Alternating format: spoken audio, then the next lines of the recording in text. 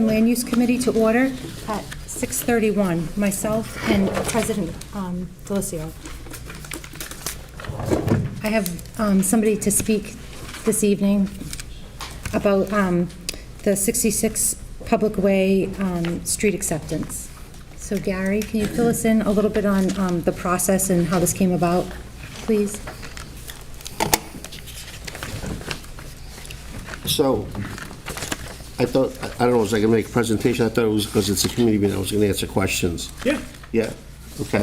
Sure. Do you want to just start and tell us how this came about? I know that there was, the state came down with Sure. The special act and just a little bit about the history. I'd be if you don't happy mind. to. Thank you. So this actually started with the former administration on the Mayor Haru's administration.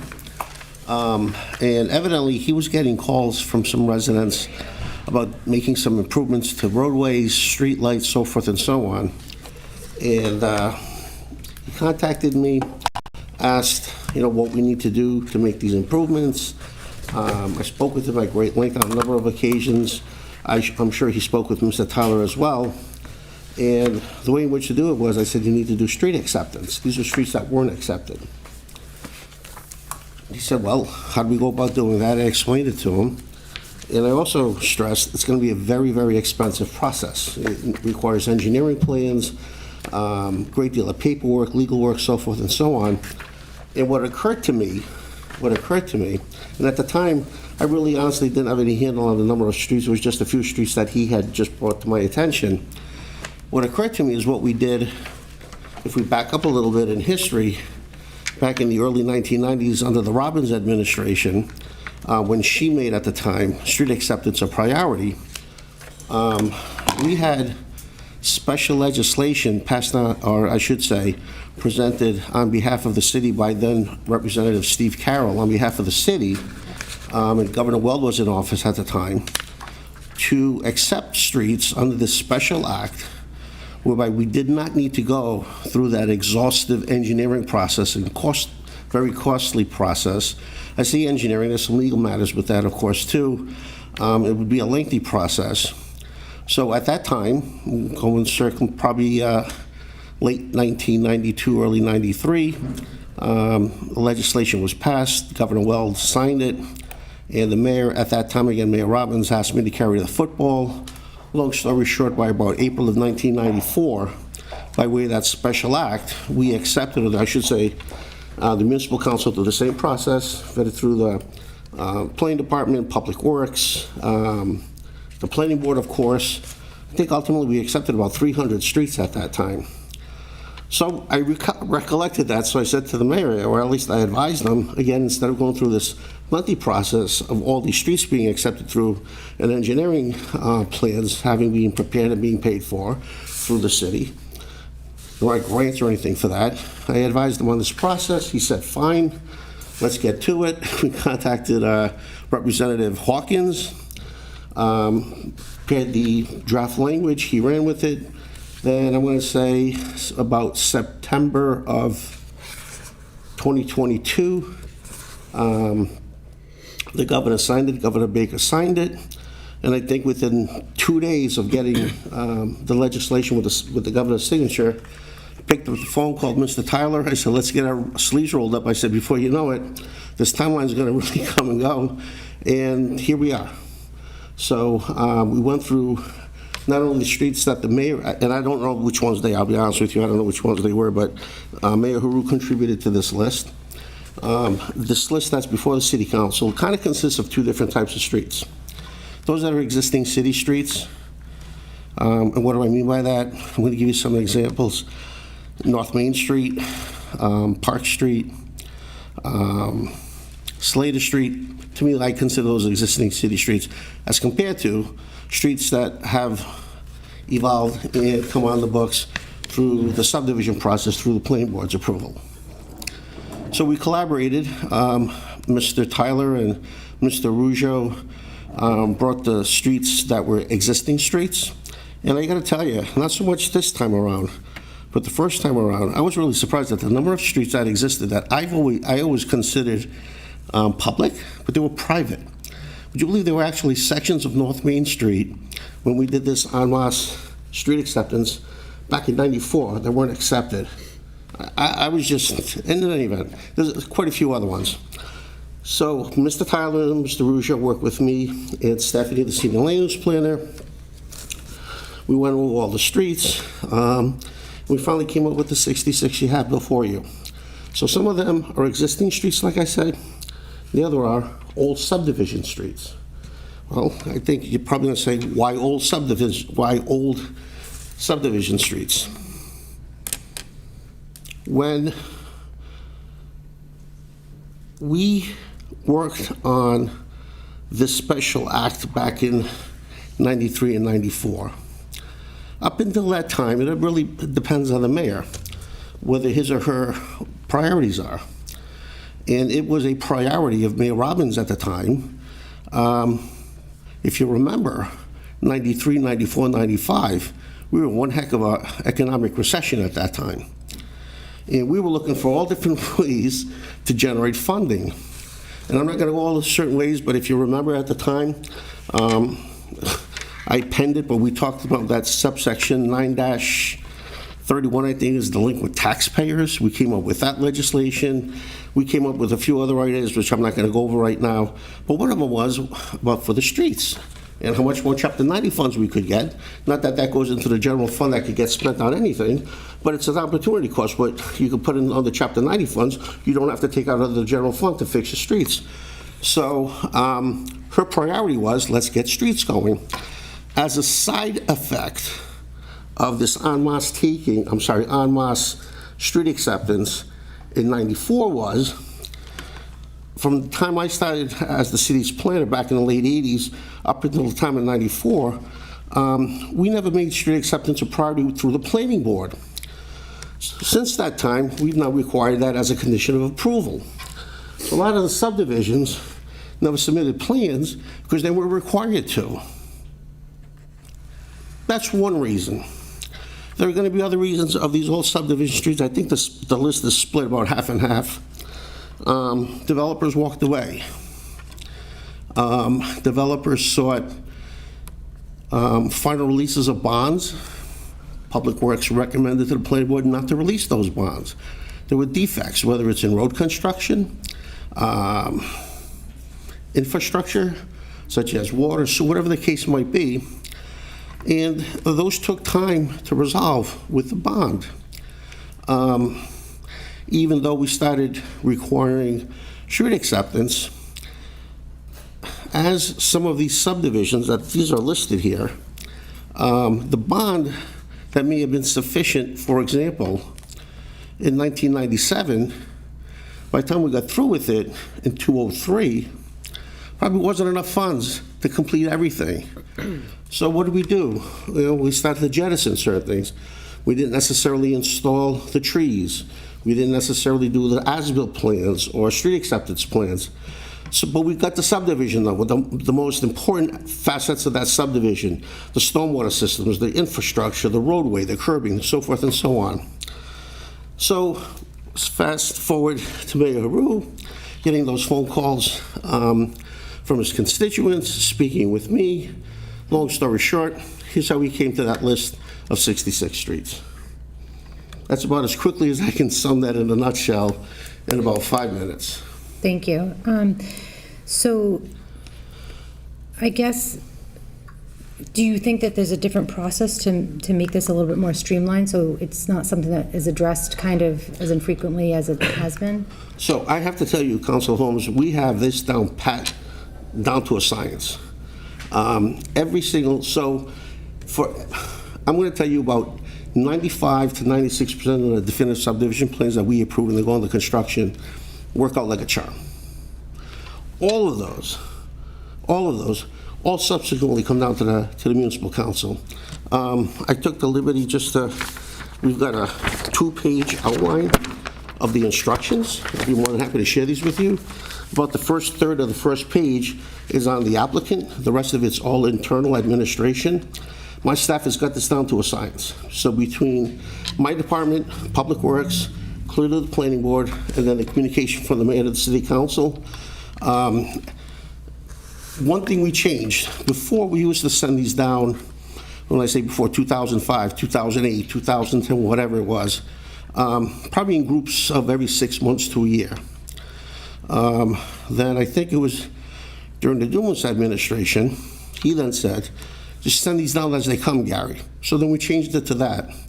So they come down, so we've got it down pat. So what you have before you, some of those streets that just fell between the cracks, between the last time we did this, en masse, if you may, versus this.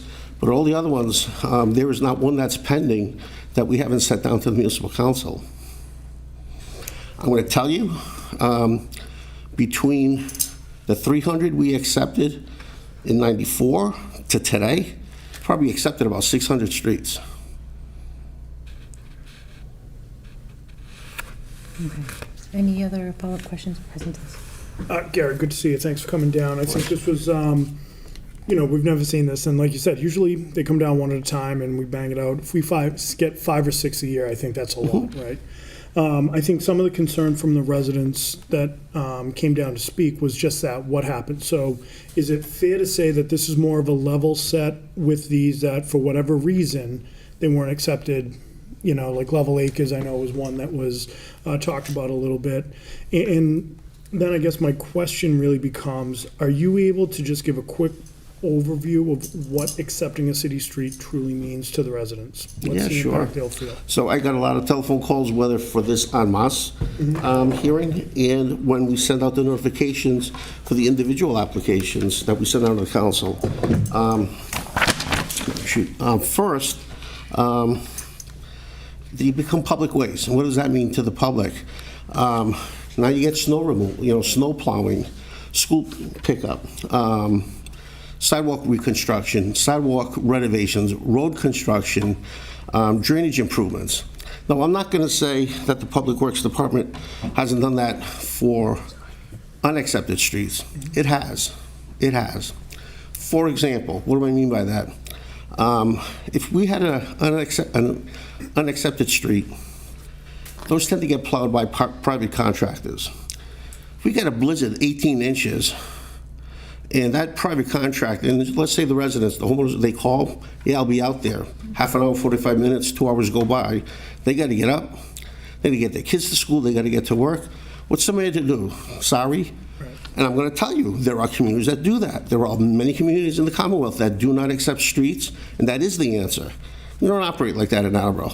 So what does the mayors have done over the course of time? All the mayors I worked for, send the plow out there, Mike, or to the previous superintendents. They'll go in, do a plow through, and this way, as long as you're doing your own driveway that connects to the street, you can go out. The converse is true. What if you need an ambulance or a rescue squad, and our vehicles can't go in there? I think it would be irresponsible if we didn't.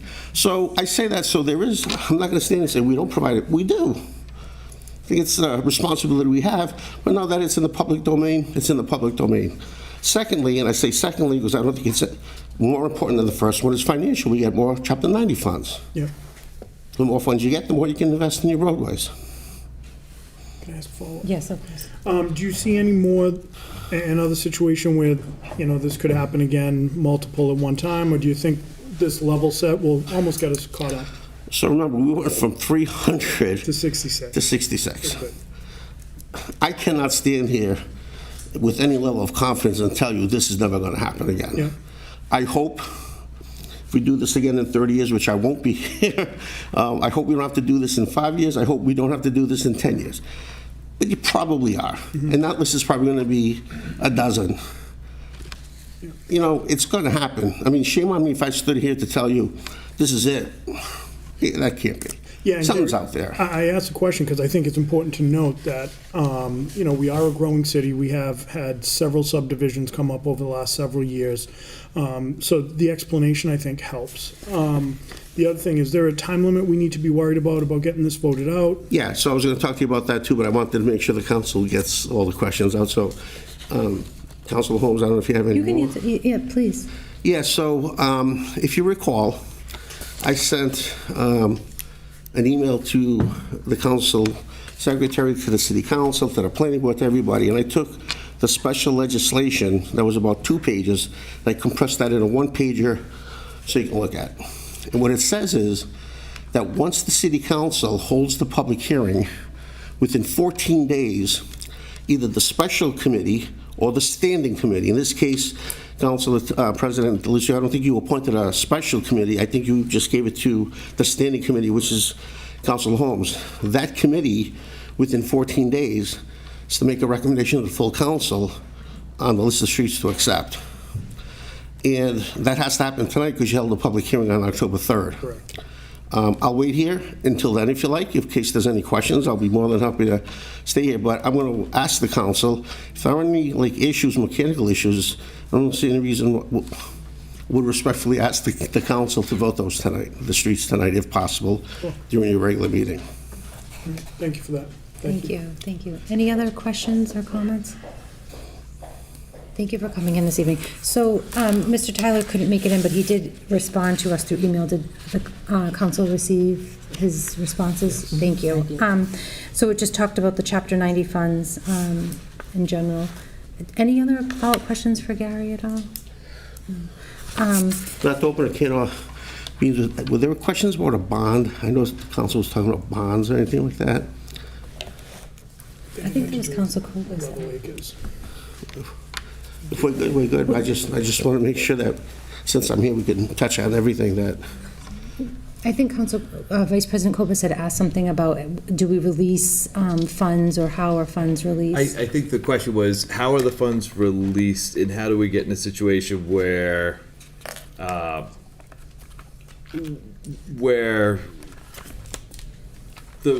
funds have been released or funds have been released but the work isn't done, or where residents are complaining that the work isn't done, potentially. Sure. So every subdivision has some form of a performance bond. That's by law. Whether it's a cash, lender's agreement, tri-party agreement, insurance bond, it has to have a bond. Let's say at the beginning of the process, once the planning board approves the definitive subdivision plan, it will not sign that for recordation until the developer secures a bond with the city. Public Works determines what that bond amount is.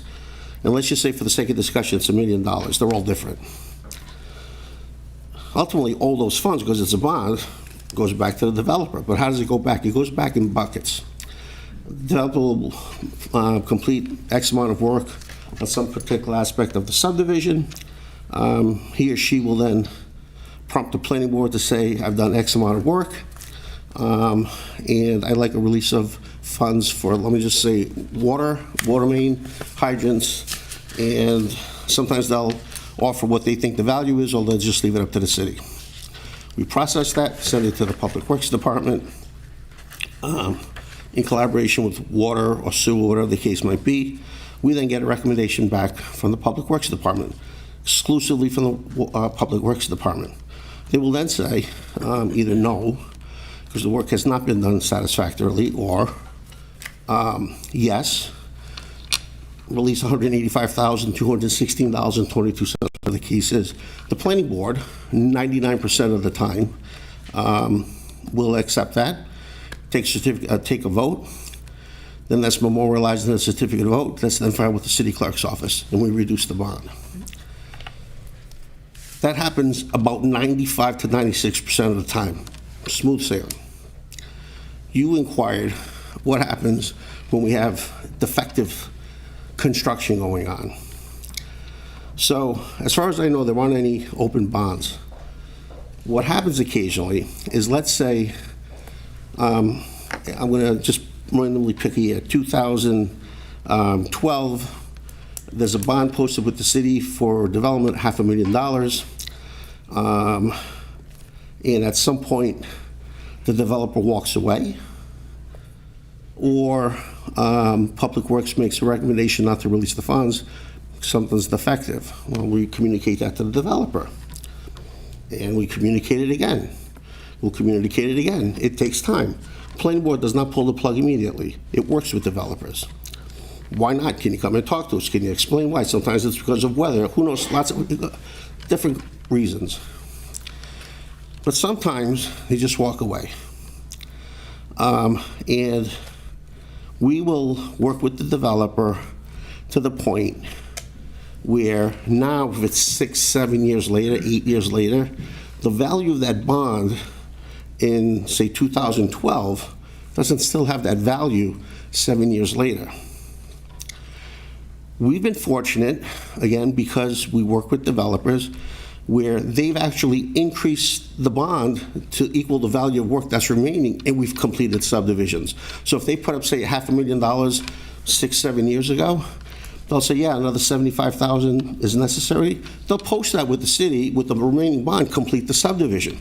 I mean, we've had success doing that. But occasionally, after several years, that bond doesn't have its value. So as I said earlier, we'll work with the developer to get the big ticket items done. Put down the final coat of pavement. Lift the catch basins or the rims, put the final coat of pavement down. Finish the sidewalk. Finish some drainage work that's remaining. And optimize the use of the remaining funds. And some things I'm going to admit fall through the crack. Street acceptance plans, as-built plans, sometimes trees aren't planted. The fire alarm box, those are no big deal, only because recently the planning board actually amended its regulations. We don't require those anymore. Everyone's got a cell phone. I mean, we've had those cell phones for 15 years, but we still used to require that. So in those instances, those funds are liquidated to get the final subdivision complete to its extent that we can, but some of those subdivisions where we didn't get the street acceptance, they're there and they're on this list. Someone mentioned, I think, Level Acres. Yeah, there's like, think between Level Acres 1 and Level Acres 2, I think there's like 7 or 8 streets in those 2 subdivisions. Back then, Council Kobus, I think that was approved about 1986, 1987. At that time, the planning board didn't require street acceptance. It was, I'm going to say later on, about 94, 95, under the Robbins administration, that she made that a priority for street acceptance. And we amended our rules and regulations and our conditions of approval, and we required them since that time. So all the bonds are released. We don't sit on any of that money. Right. You had mentioned the cost of the process of accepting a street. Could you speak a little to that? Is that the city that is paying for that, or you said the process? Oh, no. So right now, we require, I think there's about 5 items. Engineering drawings, both on Mylar and blueprint. It's paid by the developer. It's in the bond. A legal description, a meets and bounds legal description. Engineer certification. Oh, actually, I have it here.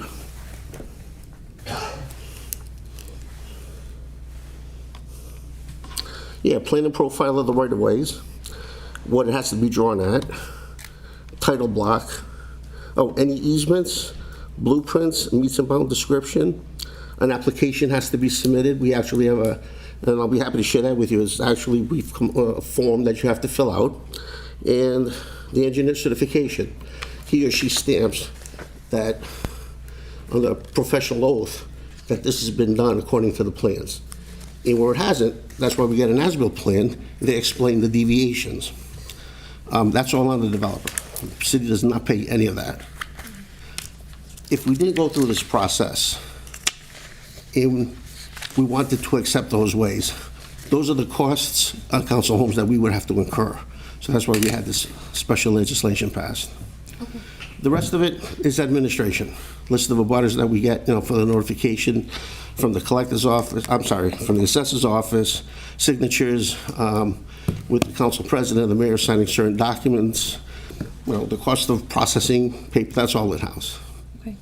There aren't any extraordinary costs. All right, thank you. Council Dolan? So as of now, I'm sorry, No, I was just saluting the speaker. as of now, it is required for us to accept the street, like, they don't get their money back until we accept the street? Is that what we're doing now? Well, that's what we've always done. We've always done that. Since we started this process where we've included as a condition of approval, street acceptance.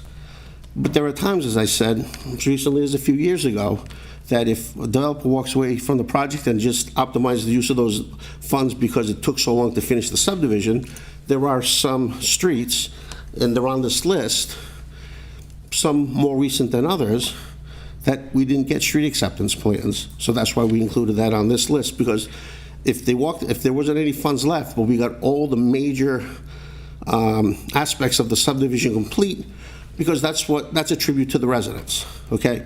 To the resident, with all due respect, from all the feedback I get when I get telephone calls, what's an as-built plan, street acceptance, doesn't matter to them. They want to know when they get notification and they call my office and want to understand, Mr. Regent, what's this all about?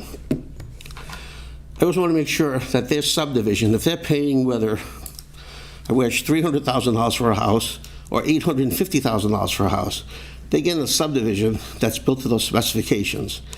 Occasionally by the time we get there, because of a variety of reasons where the developer's just dragged his or her feet, we won't have the funds remaining to do the as-built plans or perhaps plant the trees. So those, I said, we don't accept, we don't send them out to the council, but those made this list. It's going to still happen occasionally. It's just the nature of the business. It's going to happen once in a while. Can I just follow up? Yes. So do you have a new process or a new plan or anything in place to prevent them from walking away? I assume if we had enough of their money, they wouldn't walk away. No, well, sure. So what we do is, rather than waiting until 20 months and telling the planning board, I need more time, and asking for an 18-month extension of time, well, we've done that in the past. I'll admit we've done that in the past. Planning board's a little more keen to say, you know, if you don't see that target, because you give them 24 months, if you don't see that target manifesting itself, you know, after the first year, you got to come and talk to us. You have to come and talk to us. And then if they were to grant an extension of time, those days of, you know, call it naive, but I think it was just, you know, we're more sophisticated today than we were then, and we're going to be more sophisticated years down the line than we are now. They don't give out those extensions anymore. Like, it's usually 6 months. So, fortunately, I don't remember the last time this has happened. Okay, thank you. Any other? So we do put in some controls. Thank you. Council Blair? Wouldn't it be advantageous to you, Gary, if they came for an extension, and it was, as you say, time goes on, cost goes up, you would require, in order to get that extension, to make them increase the bond? Yeah, and we've done that. We have done that, and I have to tell you, and I don't want to mention names because I'm not going to plug anybody. We have done that, and a lot of developers did come forward. They said, yeah, it's fair is fair. And we've worked with Public Works. I think it was probably, I don't think we did it with Mike so much, but I think when, if you remember Lance, when Lance was Public Works Director, a few times with him, maybe even his predecessor, that we would sit down, we do a full court press, what's remaining, given the amount of funds we have, given the timeline that you think you're going to finish, what's the negative delta? And whatever that negative delta is, they've come through and they've secured that additional funds with the city, and in those instances, we've done everything, street acceptance, as-built, everything. So we've even gone down that path. It seems like a logical way to And go. if we need to, we will. Yeah. And if we need to, we will. But everyone's not like that. Everyone doesn't come to the table with that willingness, so, and it gets a little awkward. And I tell you, sometimes you have to call in the city solicitor. It's in the nature of the business that, you know, everything I wish did run smoothly. Sometimes it just doesn't. And I think we're well equipped to address those. Thank you. Any other comments or questions? Okay, hearing none. From the docket of April 4th, 2023, I entertain a motion to approve the acceptance of 66 public ways per a state house special act. Second. Thank you. All those in favor? Aye. Opposed? Motion passes.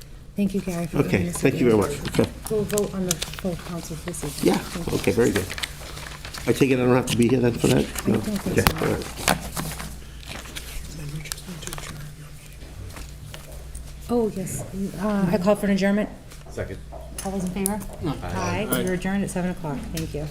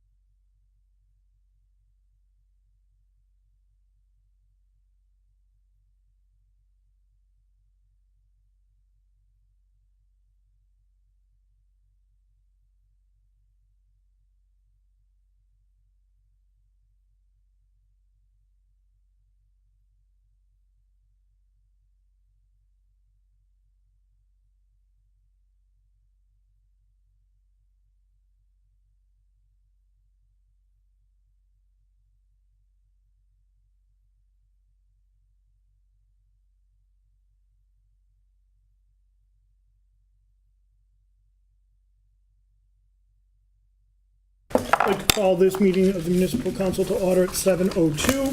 Please join me for a salute to the flag.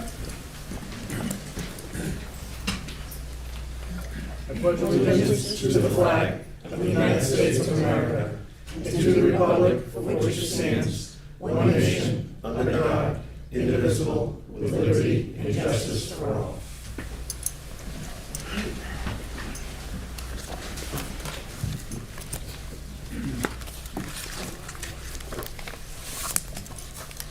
Okay, I would entertain a motion to approve the minutes from September 19th and October 3rd. Second. Thank you. All those in favor? Aye. Aye. Opposed?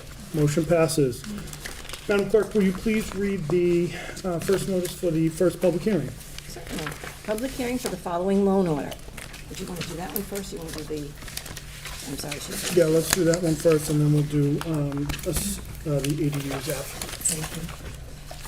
For the following loan order. Ordered that $1,580,000 is appropriated for the design, permitting, bidding for the permanent PFAS treatment facility to be located at the Wading River plant located at 250 Balcom Street, Mansfield, Massachusetts, including all costs incidental or related thereto, that to meet this appropriation, the treasurer, with the approval of the mayor, is authorized to borrow $1,580,000 under Section 77 of Chapter 44 of the General Laws, or any other enabling authority, and that the mayor is authorized to take any other necessary or convenient to carry out this project.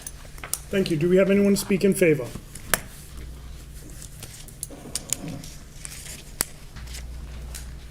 Good evening, Courtney. Good evening. Courtney Allen, Water Superintendent. I was going to actually start with a little bit of history. I'm sure Council has heard all of it before, but we have some updates included. So the history on PFAS in Attleboro, Massachusetts began regulating for our size system in April of 2021.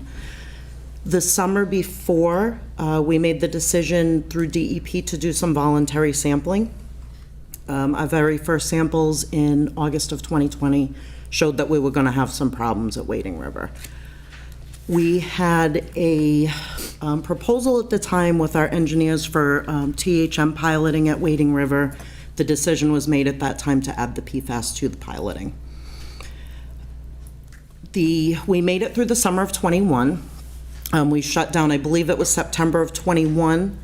We stayed shut down until well into the drought last summer when the West Street watershed couldn't handle production for the summer anymore, so we started up for about a month and a half, shut down in late September of last summer, and we've been shut down since. Wading River, when it's not shut down, it counts for over a third of our current permitted volume between the two plants.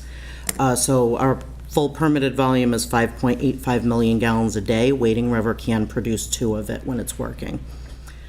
To give you a sense of what that's like is our average production over the winter. Wading River full production could give us half. Over the summer, it's more about 25 or 30%. So where we are currently, we're still shut down. We had a little bit of a fortunate summer because as dry as last summer was, this summer was on the other end of how wet it was. So we stayed shut down. The watershed's still in good shape at West Street. The piloting finished late this summer. We expect the final report for the piloting in January, and this will finalize the treatment that's going to be proposed for the new plant. The temporary PFAS facility was bid and awarded. We're actually happy with the contractor. We've worked with them before at Wading River. They did Blake's Dam for us probably in 2019. The temporary facility will be able to treat half capacity at the plant, so that would be 1 million gallons a day. And it will treat what the plant is currently capable of treating along with PFAS. So there will be no treatment as of yet for THMs or manganese removal, but we will have 1 million gallons a day back next summer. The siting study draft from Tater and Howard was received in September. The water department made comments. We're just waiting for final revisions for that. And I actually have, if there's specific questions about that, I do have Tater and Howard here, and they can answer any questions about that study. So what's in front of us right here is a loan order for design and bidding and permitting for the new permanent plant. We expect the new plant to be fully constructed and online sometime in 2027. The temporary facility will remain online until then. The original request for the loan order did have the proposal for engineering attached at $1.377 million. There is a 15% contingency added to that. The area that we're looking at placing the new plant is, there are wetlands, and that's part of the siting study that we can talk about. We're working near a river, we're working near neighborhoods. We know what escalation of everything looks like lately. And, you know, it's a very old site and it's a very undisturbed site, so there are things that you can run into that we might not realize are there just yet. But this will actually bring us into design of the plant and for the next step. I know the last time I was down here, we talked SRF funding. This design for us to be able to qualify for this particular round for which we applied, the design would have to be done by mid-October of next year. So if this is approved, we're going to actually hit the ground running. It's going to be about a 10 to 11 month design time. Council Conti. Thank you.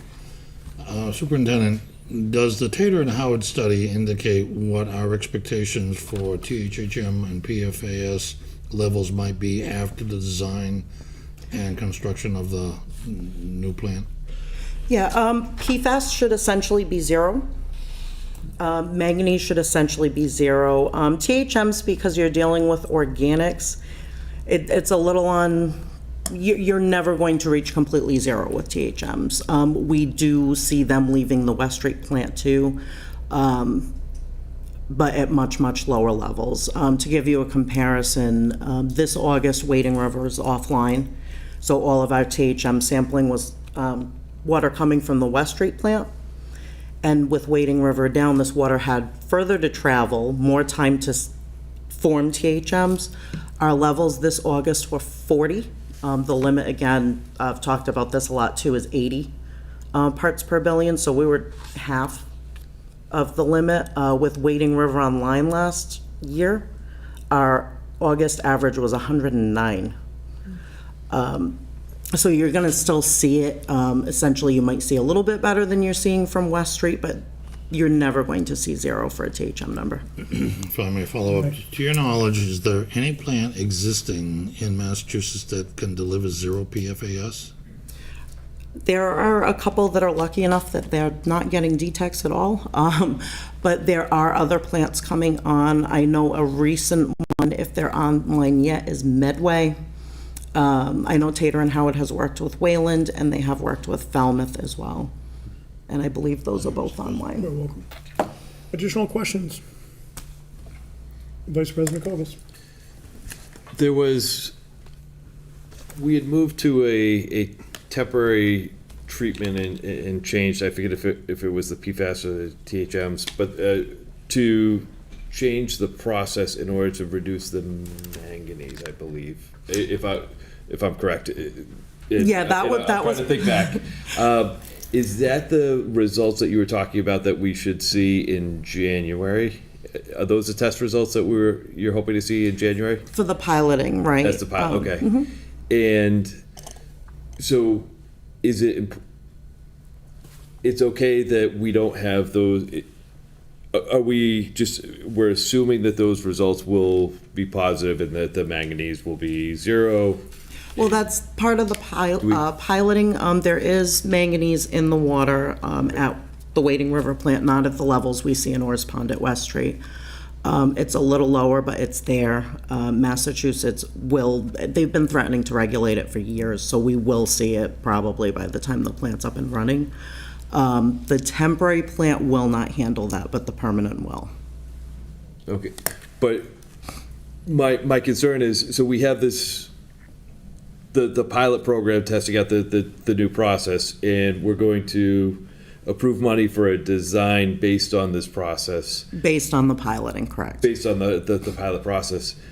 But I would assume we would want to see the results of that pilot process before sort of designing something around that.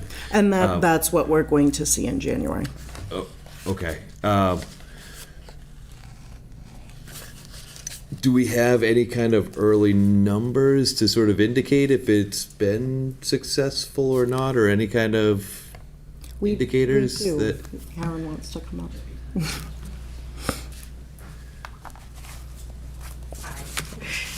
Sorry. Karen Gracie away. from Tata and Howard. Yes, we do We have just have a results. name. Karen Gracie from Tata and Howard. Thank you. We do have results already, so we do know that one process worked better than others. So the pilot test itself is what we have to submit to DEP. And they go through the process of approving that, saying, yes, this process is going to be approved through DEP. It's an approved process that we've seen before. It's really a formality. We've been working with DEP along this entire way, so they know exactly what we're doing, how we're going about this. So we do have the early results, so we can base our design on concrete information. Perfect. Thank you. That's what I was hoping to hear. Thank you. Okay. Additional questions? That's all. All set. Anyone else have additional questions? Superintendent, thank you for coming down. I know how hard you've been working on this. It seems for a while DEP was changing the goal line. You know, every time you got the answers, they changed the questions, so. It seems like we have an end in sight, at least a date in sight. Which is excellent. So thank you for your work on this. Great, thank you. Have a good night. Thank you. Do we have anyone else to speak in favor? Anyone else to speak in favor? Anyone else, anyone to speak against? Anyone to speak against? Anyone to speak neither for nor against? Seeing none, Council Conti, do you see any reason to keep this public hearing open? I do not. I declare that public hearing closed. And Madam Clerk, if you could go into a reading of public hearing C? Accessory? Yes, Thank thank you. Public hearing for a proposed amendment to the city ordinances to allow for accessory dwelling units on qualifying residential properties. Proposed amendments to Section 17-3.5 Table of Accessory Use Regulations, Section 17-4.5 Accessory Structures, and Section 17-11.2 Definitions of the zoning ordinance relative to in-law apartments. Thank you. Do we have anyone to speak in favor? Good evening, Council President, members of Municipal Council. For the record, my name is Gary Arazian. I'm the city's Director of Planning and Development. I'm here to speak in favor. I'm also going to add that I'm really super excited about this. I'm glad this is moving forward. We already, if you may, accommodate these accessory units. Get calls often, how does one go about creating these, also called in-law apartments, accessory apartments, so forth and so on. The way we really handle it is I always direct them, and my staff directs them to Mr. McDonough, the building inspector. It's really architectural how you design the interior of the house to accommodate it. So what I'm thrilled about is after all this time that we're actually going to codify this now in a zoning ordinance. I think there were some key takeaways from this. I think, first and foremost, I think this is going to help a lot with our senior residents. As you know, we just launched our housing needs assessment, and that's moving along. We're kind of maybe jumping ahead a little with this, but we actually started this some time ago with the accessory units. I think it's really going to help some of our elderly residents stay in their homes. I think some of the key takeaways are that it's by right. So we made sure that we wrote it so there's no special permit requirement, like making an extensive process.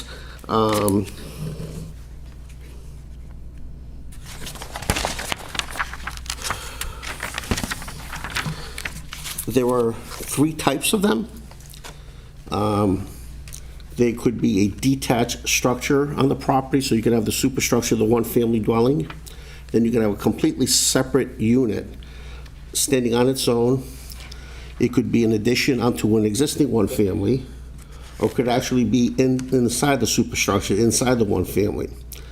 So the way this has been written is that it's of the latter 2, that it could either be an addition onto an existing one-family, or it could be literally within the core of the superstructure. It does not allow for a separate standing structure, let's say in your backyard. Has to be at least 300 square feet in size, but not more than 900. But at no point could it be more than 40% of the gross floor area of the existing principal structure. You're allowed 1 per unit. It has to be owner occupied. The owner doesn't have to live in the primary structure. They could actually live in the accessory suite, and then whoever's gonna live there could live in the primary structure. So I think we made it a little flexible. I mean, I can go on and on. There's like 13 provisions. So again, it now codifies, again, these so-called in-law apartments or accessory apartments as part of the zoning ordinance. We debated, you might ask, why an accessory suite? Back in the time, these were actually in-law apartments. They were just blood-related for your in-laws. Times have changed, society's changed, different definitions of family and households. So we thought we'd make it generic by calling it an accessory suite. So we are making it by right, as I said, so that takes care of subsection 17-3.5, table of accessory use regulations. The optics are all going to be under 17.4.52, general standards for design. This only gives the building inspector an outline that simplifies what the dynamics of the apartment is, and then subsection 17-11, give it a definition. So it's simple to the point. I think it's surgical. I think it's long overdue, and planning board supports it. And on that note, procedurally, so any amendment to the zoning ordinance requires a public hearing. We have always traditionally had joint public hearings. Well, for one reason or another, we're going to have separate meetings today. So we've already, planning board met last night. I asked them to convene a public hearing on November 6th. We're advertising the ad on October 23rd, October 30th. We'll have the public hearing because we have to advertise it 2 successive weeks prior to the public hearing. So it timed out really well with our next planning board meeting, which is on the 6th. And we'll hold a public hearing that night. Let's see how the public hearing goes, assuming all goes well. The planning board could close the hearing that night, could take a vote. If that's the case, we'll have a certificate vote for the council. The only thing I remind the council is, I don't think you're going to meet before then. Yeah, you don't have a regular meeting. Is under Chapter 40A, the Zoning Act, the municipal council of a city has to wait 21 days before it could vote without a planning board recommendation. Again, without a planning board recommendation. If you were to receive, for example, a recommendation within 10 days, then you can vote within 21 days. After the 21st day, you're not obligated to wait for a planning board recommendation, but as I think the way you've always have, but I just want to just make sure we're all on the same page with the process, you always have. But the way it works out, that by the time it comes for you to vote on the matter, you'll already have the planning board recommendation. Perfect. So thank you for that edification. And I think really it was just kind of more of a logistic situation. But, you know, we certainly appreciate the partnership that we have with Yeah. the planning board, especially in these situations. They do. They were very amenable to it. They understood. They said, no their work. problem. Yeah. So, you know, certainly kudos to them, so thank you. And the good thing, it's just the way the timing worked out, it just happened to work out, Yeah. to work favorably, so, We'll take it when that happens. yeah, absolutely. Council Conti. Gary, thank you for the edification of the ordinance. For the benefit of the public, would you address the issue of transferability of the permit? Once the owner of the property applies for a permit and receives it, and is allowed an accessory unit, what happens upon the sale of the building? Sure, so we've built, let me get to that.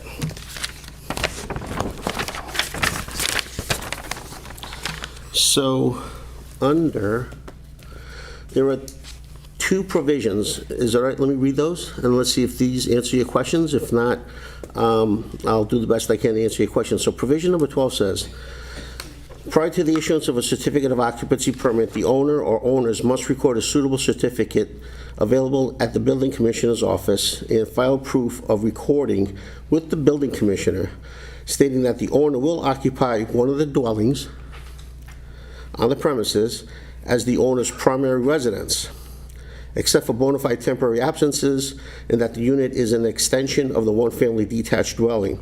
So the new owner has to attest that that person or that entity is going to live there.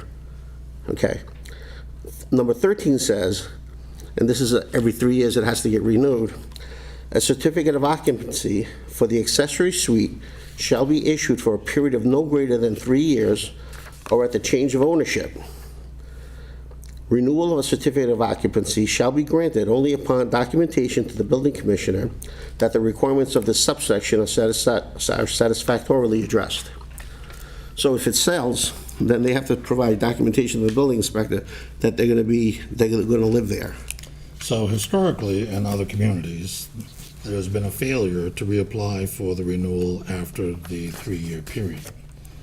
And in other communities, once a property was allowed to have a, let's call it an in-law apartment, it got marketed and sold as having an in-law apartment. So what would happen is that non-family members would be living in the house with the new owner. Is there a fine in the ordinance that penalizes people for not following the ordinance? Sure. I'm going to defer to the building inspector. I know he's here, but for purposes of this specific ordinance, I don't think we did not consider any type of punitive action. Part of it is on the honor system, but because now if these were to begin to manifest under this new ordinance, I suspect that I don't want to speak with the building inspector, but I could tell you if it was me as the planner, we could track these.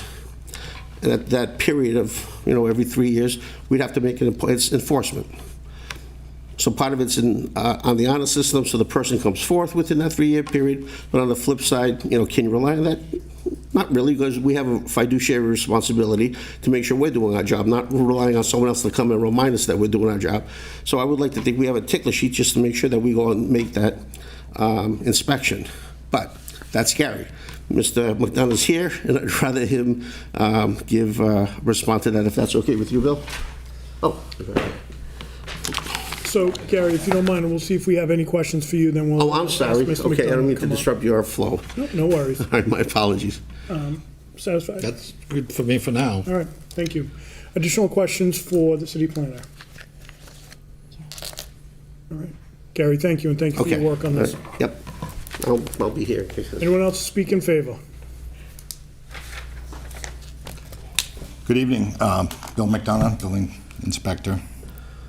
How is everybody? See you, Bill. It's good to see everybody. Gary, I don't think I have the recent. The communication I got didn't have the same numbers that you were reading off. I don't think I have the right one. Well, this is a certificate of what I got from, so here, want to use this one? I'm not sure. just in case there's some questions here. Again, I'm here to speak in favor of it. This is something that is long overdue.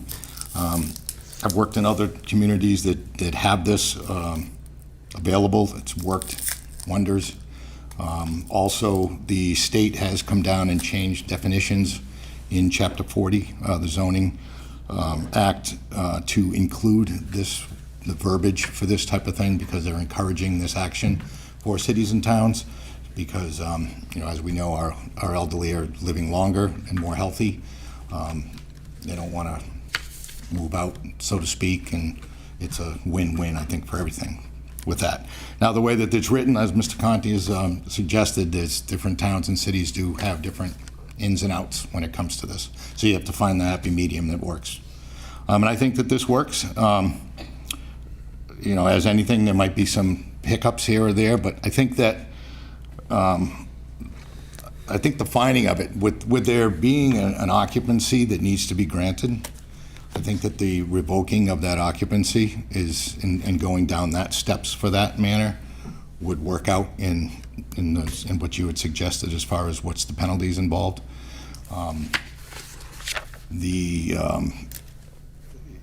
And I think that the transfer as well, and I don't think that that's as big of a deal as it might sound like it is. I think that people have in-law apartments, when they're selling them as in-law apartments, I think that they were built that way. They're right in that manner, and I think that they should be able to sell it that way and to be able to afford the same benefits that the people before them had. And also, I think to that matter, when it is sold, it is something that's going to be something that it's going to be tricky for me to keep up with. The sale of a property, to me, go knock on the door to find out, hey, did you renew this certificate of occupancy? So there's going to have to be some kind of a catch there for my department to do, which we'll be able to, I'm sure we'll be able to manage, just like the certificate of inspections that we do. So I think that we'll be able to work that out. I think that the instituting this is a much needed. And in my office, we've over the years have figured out ways for in-law apartments to be put in, but not apartments. They're extensions of single-family living. They have to be an open flow. Nothing in the code says you can't have 2 kitchens in your house. Nothing says you can't have 5 bathrooms. So people wanting to put an in-law in, they're putting in-laws in with a kitchen, bedroom, living room, but it's an open flow. It's a cased opening instead of a door.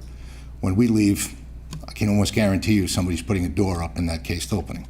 This at least makes it legal, makes it safer. We can keep eyes on it, and then it won't get to that, we have mechanisms in place so that if it does go to the rental part of it, that we can revoke or go after that.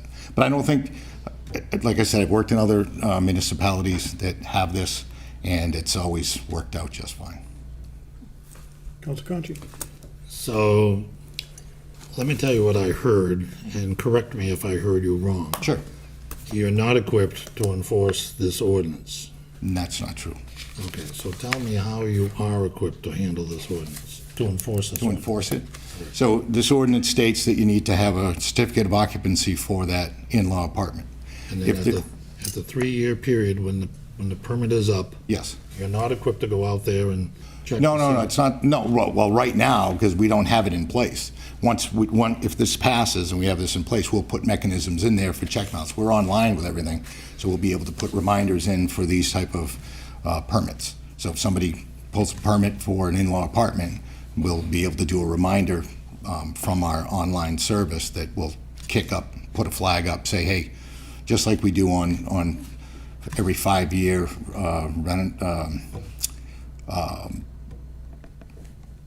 for our certificate of inspections that are up every 5 years for residential stuff. Other ones are up every year. So there's things that automatically pull up and send reminders to us and to the people. So the other thing I heard that I'd like to make sure I heard it correctly is that if I'm in my house and I decide that I want to age in place and I sell my house to my son if my son allows me to live in an accessory apartment, but I own the house and I die and my son does not own the house. So my son has to sell the house. So my son sells the house. Does the accessory apartment sell with the house Yes. as a unit? Yes. So once an accessory apartment is allowed, it's there forever. Well, it's there, but the occupancy of it would still need to have an occupancy permit. So upon the sale, is there an inspection for an occupancy permit? And at this time, no. Thank you, Mr. President. You're welcome. Council Blair? Hey, thanks for coming. Sure. How about that unit, that house that's 25, 30 years old and has an in-law apartment? Now? Say, yeah. They grandfather? Well, we have in-law apartments that are grandfathered already. That's But there are some that have sold as in-laws because we have it on the books as in-laws because it's well before zoning, so to speak, of that realm. They won't be required to adhere to these provisions in this ordinance? That's a good question. I would imagine that it's a good question. Well, That's something, that's semantics that we could figure out. But if somebody has an in-law, so you're saying a compliant in-law apartment that's grandfathered? Well, it got a legitimate building permit, say 30 years ago. That says in-law apartment. Right. Yep. That's, I would think that nothing would change with that person. okay. Yeah, I agree. I would say nothing changes with that person, just like any other illegal non-conforming situation. Anything new, yes. Okay. Yeah, it's not retroactive. Huh? It's not retroactive. Okay, that's what I was trying to get across, that's all. Because I imagine there's some people listening out there that saying, oh my God, you know? Some older people, living with this, and if they're taken away from them. No, I Or understand. made harder. I don't think that this would be put in place to punish anybody, that's for sure. I think it's there to help. Right. Council Concha with a Yes, I follow-up? just want to follow up Sure. on my example of my house sold to my son. I die, my son sells the house. You said it continues as an in-law apartment. Is that only if the person who buys the house is a family that is going to put a family member in the accessory unit? I think that if, let's say that your son is selling your house, and I'm dead.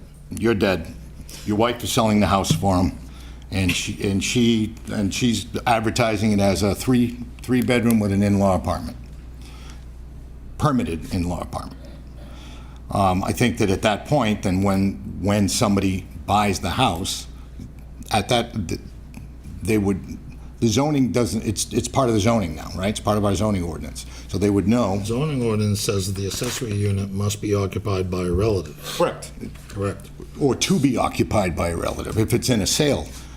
So I don't know, I guess I'm not, are you saying when it's in limbo? What's happening in other communities Yep. is that I die, the son sells the house, someone buys the house and rents out the accessory unit to a stranger. So now Right. we have a two-family. Right, but this would prevent that from happening. And what prevents it from happening? Well, there's a few things in here that, none of the services, all the services have to be on one service. You're not separating any electric, not separating any plumbing, not separating trash, not separating, none of that gets moved into that realm of a two-family. And then second of all, it's not, when that would be sold, the person that's buying the house, if they're going to use that, they're going to have to get an occupancy permit for that in-law, by the way that the ordinance is written. And if they don't, then we would revoke occupancy of the in-law. Does that make sense? I'm sorry, repeat that, please? We would revoke or tell them that there is no legal occupancy of their in-law. And how is that done? By an inspection after the sale?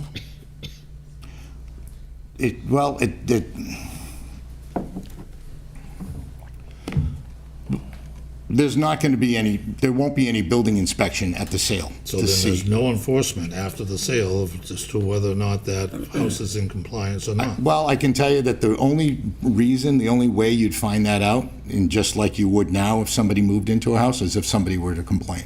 Right. Thank you. Thank you, Mr. And I think that that's common with many zoning It is infractions. common, it's very common. Good, thank you. Council Bennett? Thank you. I had a follow-up question. I think you touched on it, Councilor Conti. So for the enforcement piece, you get somebody who's renting it out to a stranger, if someone, it sounds like only if someone complains this is going to come to your attention, and then that would trigger an inspection.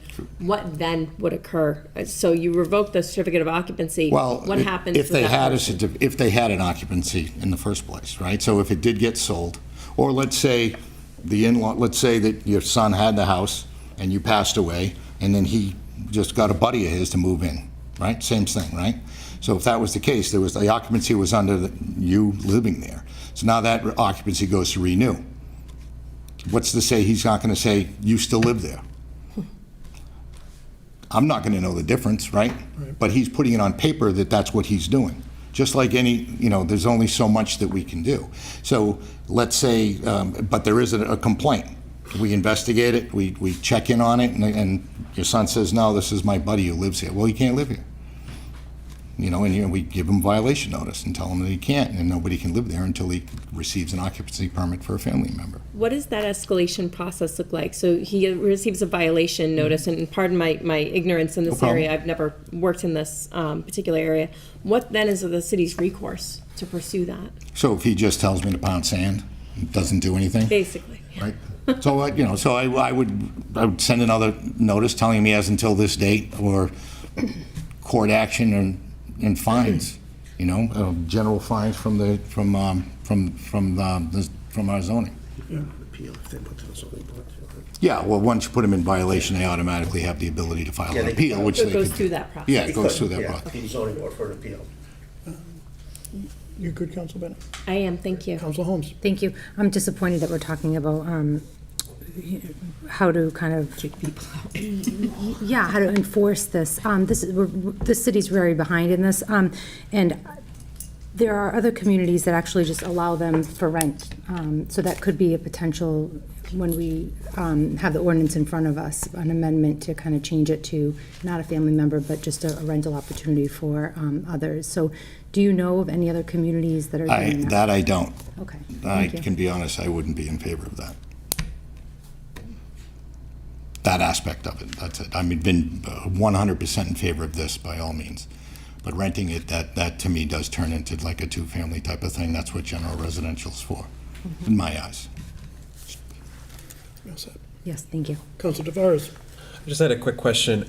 So to Councilor Blair's point earlier, so given let's just throw out an example of pre-existing non-conforming use that you mentioned of in-laws that we've sort of developed a list of over the years that would be grandfathered in under this provision. Say this ordinance goes into effect. If someone requests a building permit to alter that existing in-law, would that then trigger this ordinance to the point where they would have to seek a renewal of a certificate of occupancy? I think there's two ways that could be looked at. They could look at it in that direction, and I also believe that they could probably file for a special permit to alter an existing non-conforming situation. Well, another good question. Only because the way the building department regulates this, it's not by zoning, it's by the building code and how it's designed on the interior. So I'm not necessarily convinced that what might exist in your example, Councilor, in your example, that it's a pre-existing non-conforming use, because the use doesn't exist. It's a one-family dwelling. It cannot be a two-family dwelling, because they're not going to have separate meters. It's not going to have two water meters. It's not going to have two electric meters. It's one meter. So it's always going to be viewed as a one-family dwelling. So there is no such thing as a pre-existing non-conforming use, because that means that at the time of the adoption of the ordinance or some subsequent amendment, that the land use changed, but there is no land use. The way the building inspector, again, regulates this is interior, that you have to flow in between, and it has to be an opening. There's no wall that separates into the two separate units. So it's not a use. To me, it's a one-family use. So I don't think there's any issue right now of something becoming a pre-existing non-conforming use. So you're saying that would trigger maybe some building code, but not any zoning element? Sure, so if now someone stepped forward and wanted to modify whatever it is in that dwelling to be an accessory suite, they would be bound by the zoning ordinance. Then you move forward. Now, let's say 5 years from now, we amend this, Now, that would be a pre-existing non-conforming situation because it was subject to a zone. Right now, it's a one-family dwelling, no matter how you slice it. Councilor Bennett. One more small question, and this may be just a terminology or semantics question, but I see in the draft and I see in the conversation here, I hear the term in-law being used, but my understanding was that we were sort of leaning more toward that accessory dwelling unit. Accessory suite, accessory absolutely. suite to be used. So is the intent that that's the language that would be Yes, adopted in the final absolutely, version? Absolutely. Okay, thank you. I think, again, as I said previously, and I think when the senior planner originally presented this back in September of 2022, we kind of used the word in-law because we're accustomed to that term. If we just started talking accessory suite, well, what's an accessory suite? So that's why we even define it. So we use that loosely for the purpose of the presentation, but it's an accessory suite. Okay, thank you. Additional questions? Okay, thank you, gentlemen. Okay. Thank you. Do we have anyone else to speak in favor?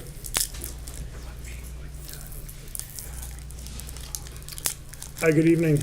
Good evening. If you could just give us your name and address for the record, please? John DeVerns, I'm from 88 Richardson Avenue. Builder, developer in this area. Just want to say that I'm very much in favor of this proposed ordinance, but I'd like to say I don't think it goes far enough. I think we have an affordability crisis here, and from what I'm hearing and gathering, it sounds like this is only going to be for seniors or for family members.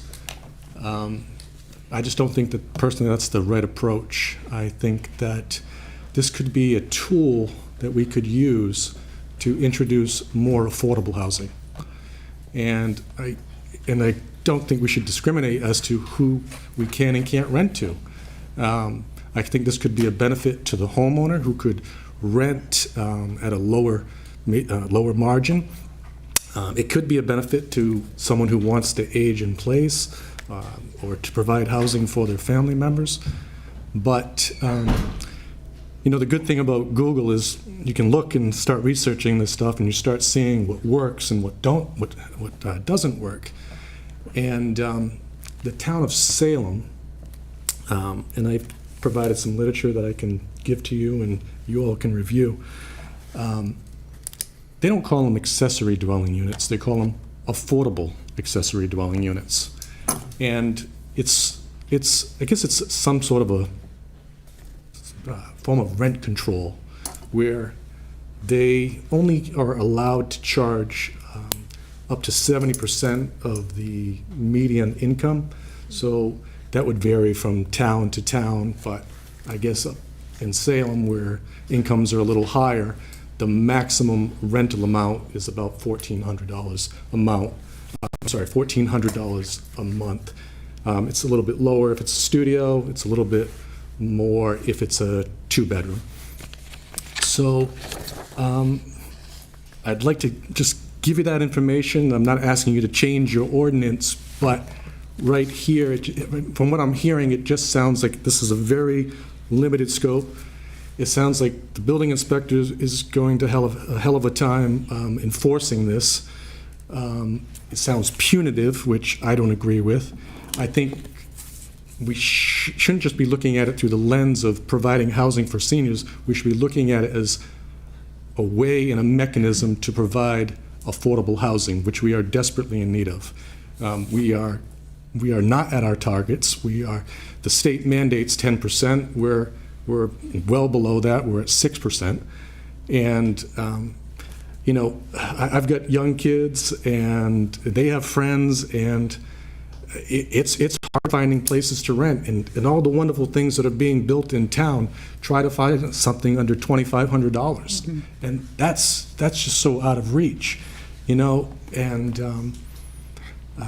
well, that's all I really have to say. And I'd like to, if you need some ideas, I'd like to submit this. So, John, anything you have, if you want to submit through our administrative assistant, she can get it out to the council. Okay. Do you mind if we have any, does anyone have any questions?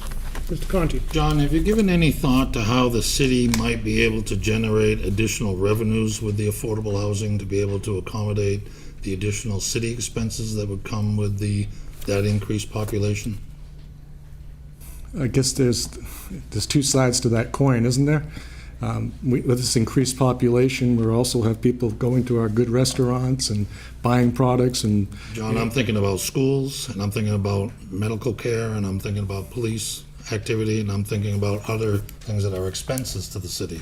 Have you given any thought about how we might generate some income to accommodate the city? Well, I know in Salem, and you might want to read what I'm going to submit, the state actually provided funding to offset those increases. But I'm a pro-growth kind of a person, and I think growth stimulates the economy. So, John, is that Salem information on the state aid in the material that Yes, you it is. It is. Do you know if The state actually provides 50% of the construction of the affordable accessory dwelling unit. And I believe in Salem, they don't tax the structure because it serves a need, right? It serves a need to provide affordable housing.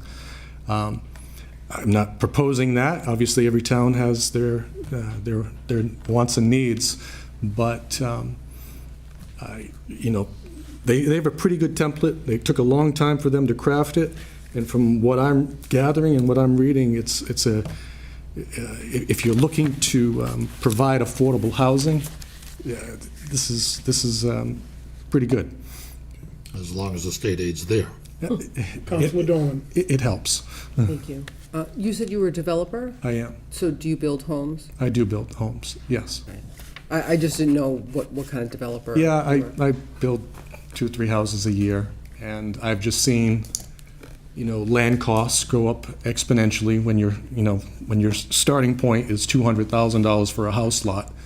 It's pretty hard to deliver, an affordable home to anybody. Right. I saw the home that was built on Pike Avenue, and that's wonderful. That's wonderful for one resident. But how do we build housing that more people can afford, Right. and do that where it's not punitive to developers, builders? I mean, we're all kind of in this together, and at the end of the day, the math has to work. So. Thank you. Councilor Holmes? Thank you. This is more in line, thank you for coming. Because the business that was introduced, that we were looking for creative solution here, and we're not trying to kind of narrow the scope, we're trying to open it up. And definitely for individuals that are 19, 20, 21, looking for a place to live, it's more than, I'm a therapist, I have so many clients, I'm like, you pay more in rent than I pay for my mortgage. That's not right. I mean, I'm like, I don't know how you're doing it. And so I think we do need to be creative. So I like that Salem's doing that, and I'm interested to look into that. Thank you. Councilor Angelo? Thank you, President Lucio. Thanks for coming down. I appreciate your concern on trying to get housing better. I think it's incredibly important, Council Holmes' comments, and I hope you continue trying to come up with some solutions. And I appreciate also Bill McDonough and Gary also caring for the citizens, and thank you too as well. Yeah, I commend them. I think it's a great start, and I think like any good sculpture, it just needs to be molded. I like your thoughts. Thank you. John, thank you very much. That's it. And if you want to just And I leave can that. live that with the Yep. administrative assistant? Absolutely. Thank you, John. Thanks for coming down. Thank you. Do we have anyone else to speak in favor? Good evening, just your name and address for the record, please. It's Ken Salami, 84 Sentinel Hill Road in Attleboro. This is a good thing. My takeaway from it is we're adding additional affordable housing to the city, which we desperately need. There's no city outlays. We're not maintaining new roads. If we're putting in a new development, there's no new utilities that are going in. We're providing employment for anybody in the construction industry, and we're generating additional tax revenue because of the increase in the size of the building. So, what's not to like? And the one thing, and I'm just going to repeat what you just heard. It doesn't seem to me that you have a transitory situation with a relative. So I'm a elderly person. My child built an accessory unit for me. I die. So there's a substantial outlay for that additional unit. We talked about it was between 300 and 900 square feet. So we're not talking, a family of 4 moving in, possible maybe 2 people in a unit of that size. So I don't see where we're going to be talking about, additional costs to the city in terms of schools or anything like that. And I will tell you, what happened to me when I was just starting out in my early 20s, I ended up in a unit like that. It was originally built for, it was an elderly couple that built it for their daughter. And she was having trouble getting up on her feet. And eventually she prospered enough that she could move out. I was literally, for the second time in 2 years, looking at the possibility of being homeless. I could not afford a place at the market rent. I got a very reasonable rent. They held it for a long period of time. And I can tell you today, I'm a homeowner in Attleboro, and probably one of the biggest reasons that I was able to become a homeowner was because of that unit being rented out to me. And so I really would, I know you've got this in front of you as it sits now, but I really would like to have you think about expanding it, because really, once that transitory situation is gone, what happens with that property? So so you're actually limiting it to a very short period of time, if you think about it. And it's not going to do it, in that situation, it's not going to do anything to expand additional housing. And affordable housing is, we know it, we read it. It seems like every week I'm in the Sun Chronicle, I'm reading about, some senior having affordability issues. And I really think it should be something that should be expanded. And the only other note I got to say is this sounds like it ticks off a lot of the Sustainability Commission, what they're trying to do. And I would actually ask you to act on that before the new council comes in. It's there's a lot of support. I know some of the existing council members are in support of it, and some of the new candidates are in support of it. And in fundamentally, we're talking about doing the same thing here. But this is the proposal as it is. It's a very good thing. If you expand it, let it for rentals, it'll be that much greater. Any questions for the speaker? Ken, thank you for coming down, and thank you for sharing your story with us tonight. Thank you. Do we have anyone else to speak in favor?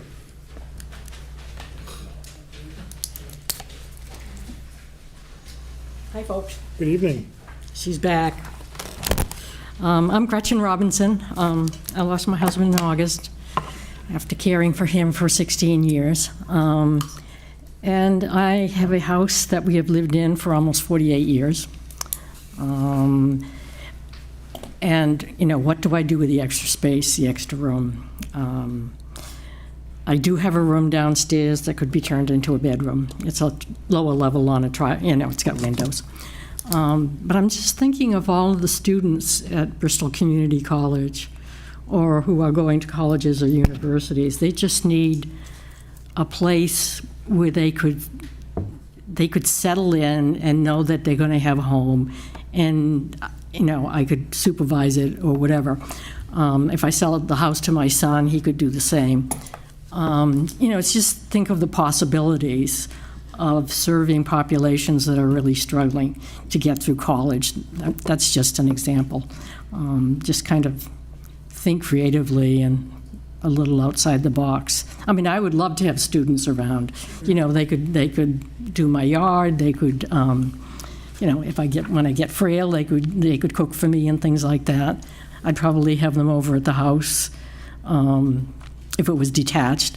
I'm just trying to think creatively. Appreciate it. Thank you. Councilor Waterman has a question, if you don't mind. Let me just see if you'd go a little bit farther with that. Would you, instead of just saying a student, what if it was a student who was married to somebody who had a part-time job or something? Mm-hmm. Are you also going that far? Yes. Okay. Yes. I'm a very open-hearted, warm person, and I like being around people. I like being around younger people. I worked with elderly people. Yeah, I'm just trying to generate some options for the people who are really struggling to find a place here. I know of a young man, he's 28, and he just moved here from Florida. And, he's living in an apartment somewhere in Plainville, I think. Would like to be here. Near the, I live off of North Main, so, it's easy enough to get to the train or get a bus to the train and just, be commuter students and have all the amenities of Providence and of Massachusetts. It could be kind of a sanctuary for people. Thank you. Thank you. Thank you, Gretchen. Do we have anyone else speak in favor? Please, to the podium with your name and address for the record. Nicholas Lavoy, 155 Oakdale Street, Unit 80. I didn't plan to speak tonight.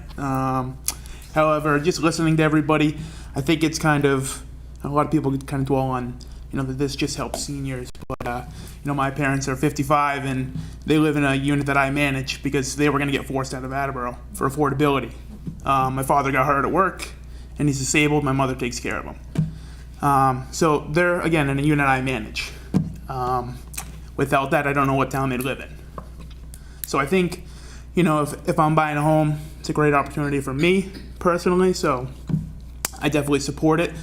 I do rent now, so buying a home in Attleboro is very expensive. I do well, my wife does well, and we still rent. So we probably pay more in rent than anybody pays in a mortgage up here. So affordability is a crisis, and I think any opportunity we have to look at it is definitely a page we should be turning.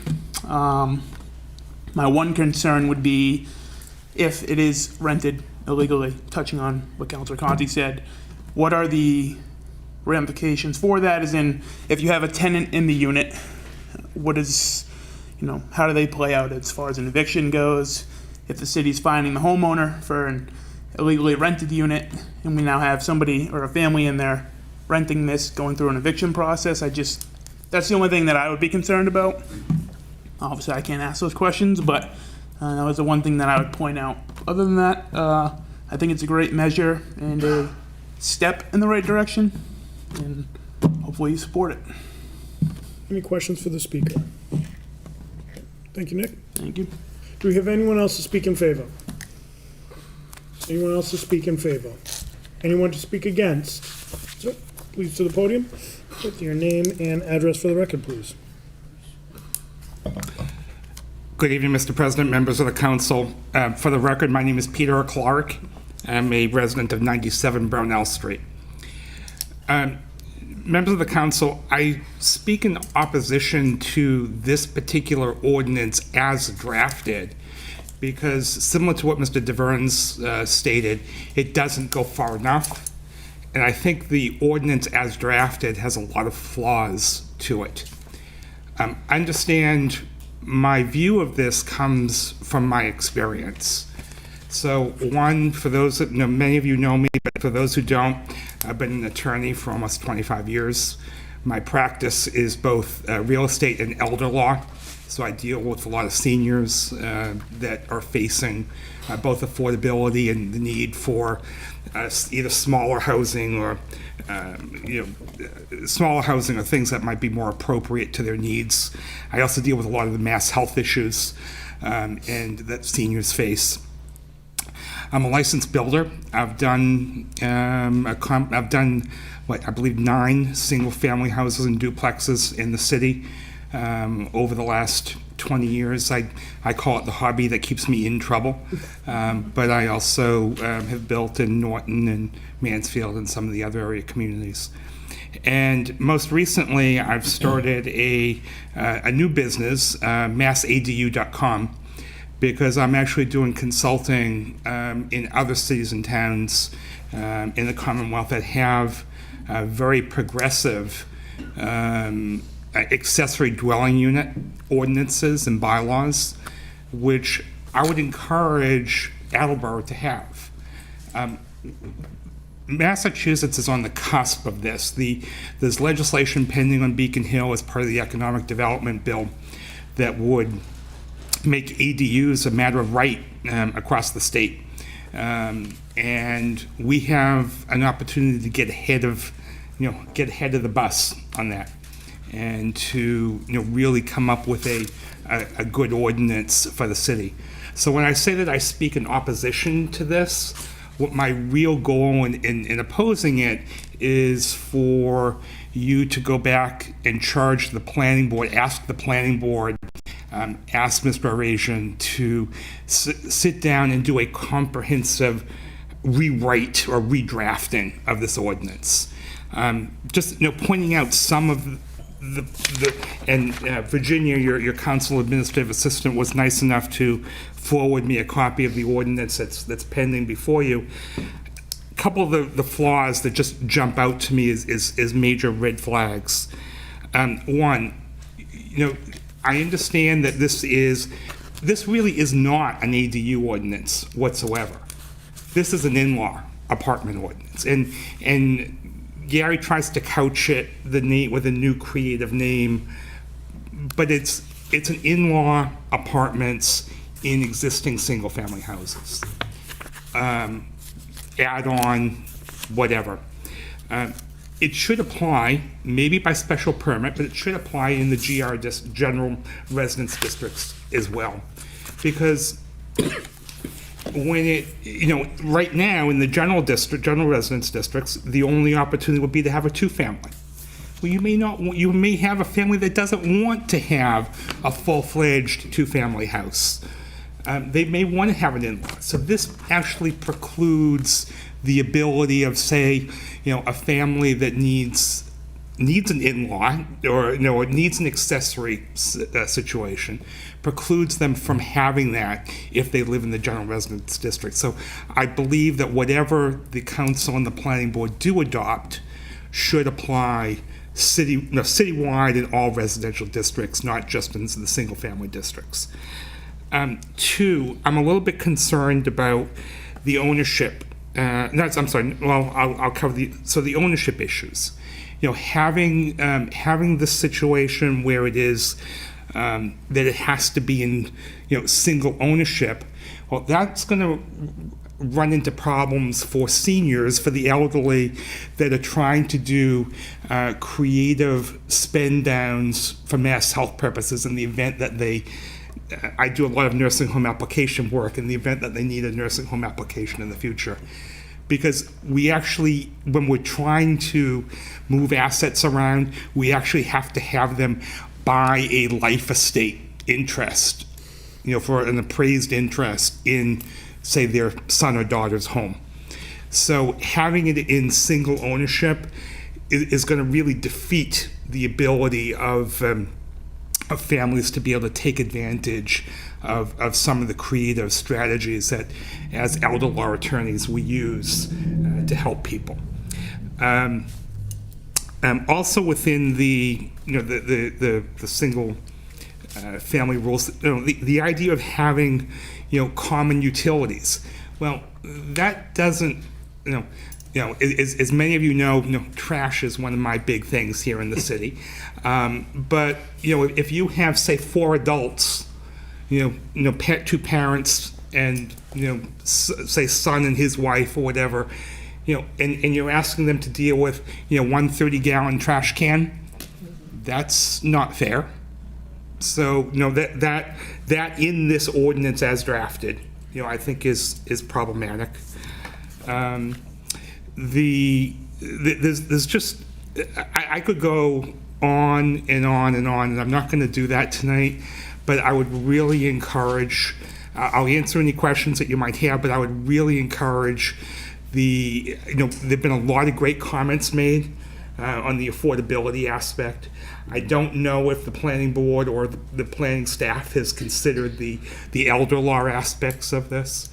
I would really encourage this to go back to a committee redrafting stage and do some further work before so that the city of Attleboro can get ahead of the bus. Good. Thank you for your comments. We'll take a few questions if that's all right. Council Holmes. Thank you. Maybe you could name some of the progressive communities that you were speaking about, and then also a lot of times, I don't know what their starting point was, but this is a starting point. So to potentially, once it does go to committee, there could be multiple amendments that are made to it. So it may look very different once it's passed. But I don't know if you could speak to some of the progressive communities. Sure. The most progressive ones tend to be, Metro West communities. I've done work in Wellesley. I've done work in Newton. I've done Danvers. There really isn't a whole lot in this area. It hasn't caught on. But one of the interesting things that this ordinance doesn't give an option for, which I have seen, which I think is great, is the freestanding accessory dwelling unit. So there's one company that will actually come in, and I don't want to call it a mobile home because it doesn't look anything like a mobile home. The architecture of it is beautiful, but they come in with a crane. They lift it up over the roof of the house, drop it on a slab in the backyard. It doesn't have to be on a permanent foundation. When the parents age off and no longer need the in-law, they come in with the crane, they pull it back out, take it away, put it in a trailer, and it gets resold to another family that needs it. So there are, you don't have to, end up, building this, addition that's going to be a permanent structure that's going to cause problems for assessments, that's going to cause, illegal rentals if you don't want to have that.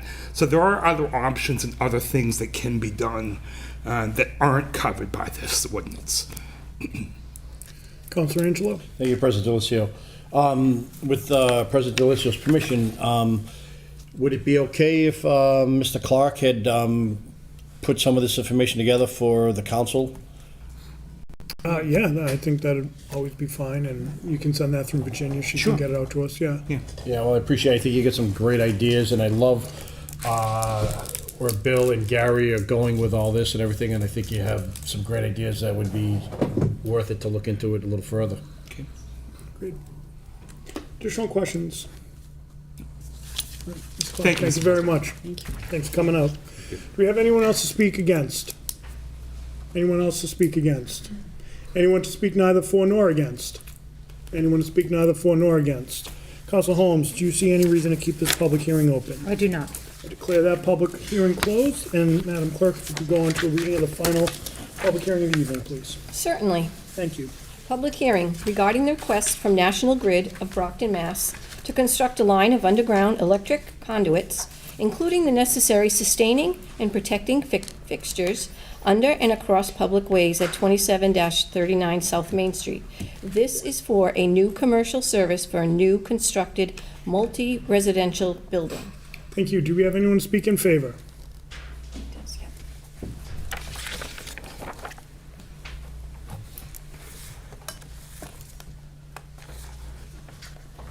Good evening. Good evening. I'm Michael Parent from National Grid out of the Hopedale office. Just appearing here to answer questions about the proposal to install conduits from an existing manhole to serve the property. Councilor Dolan. Hi, thank you for coming and thank you for waiting. This is for 27 through 34, I think it was, South Main Street. The proposal says the lot is 2739. The old fishnet building. And this is just for the new apartment building, correct? Correct. Thank you. Additional questions? Okay. Thank you very much. Thank you. Do we have anyone else to speak in favor? Anyone else to speak against? Anyone to speak against? Anyone to speak neither for nor against? Seeing none, Councilor Dolan, do you see any reason to keep this public hearing open? I do not. Okay, declare that public hearing closed. I would now entertain a motion to enter into committee of the whole. Second. All those in favor? Aye. Aye. Opposed? We are now in committee of the whole. If anyone wish to address the council?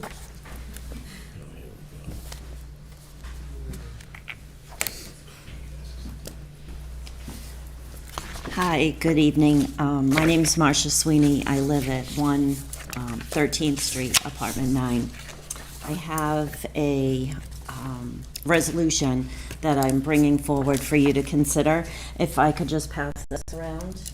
Pass that around, and then the resolution is on the back. I'm going to go through and read to you. So I'm here tonight on behalf of the Attleboro Council on Human Rights to present a resolution for your consideration.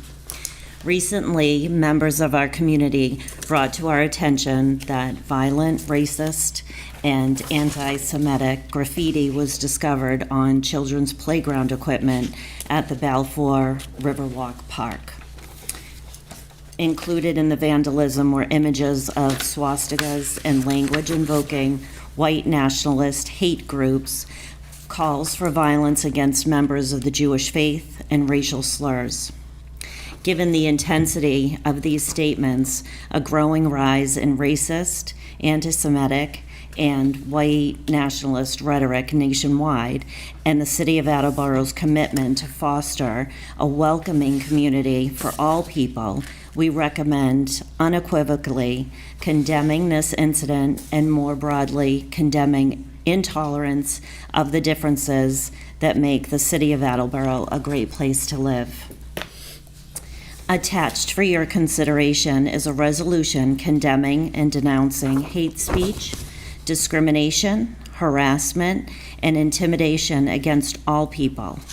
In particular, this resolution focuses on censoring acts of hate against people because of their race, religion, ethnicity, age, sexual orientation, disability, and gender or gender identity. Diversity in the City of Attleboro should be celebrated, and any acts of hate or hate speech be condemned in the strongest possible way. This resolution reflects the commitment of the City of Attleboro to promote the right to safety and respect, and the protection of all its people from acts of hate and intolerance. Accordingly, we respectfully ask Mayor DeSimone and all members of the Municipal Council and School Committee to sign this resolution in solidarity against hate speech and intolerance in all forms. I'm going to go ahead and read the resolution. Be it hereby resolved, whereas the number of racist, anti-Semitic, and other forms of violence, hate speech, and intolerance are increased across the United States.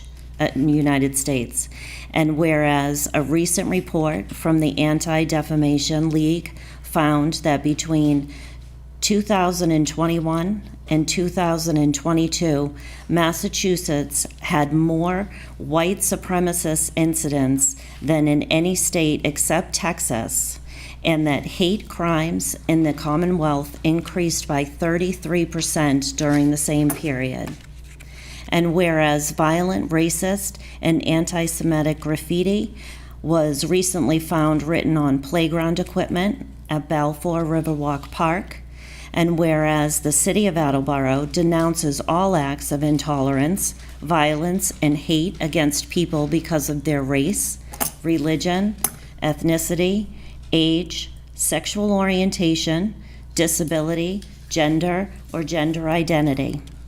And whereas the City of Attleboro condemns all forms of discrimination, hate speech, harassment, and intimidation of any kind, as well as the bias-motivated violence in our communities, and defends the fundamental rights of all people.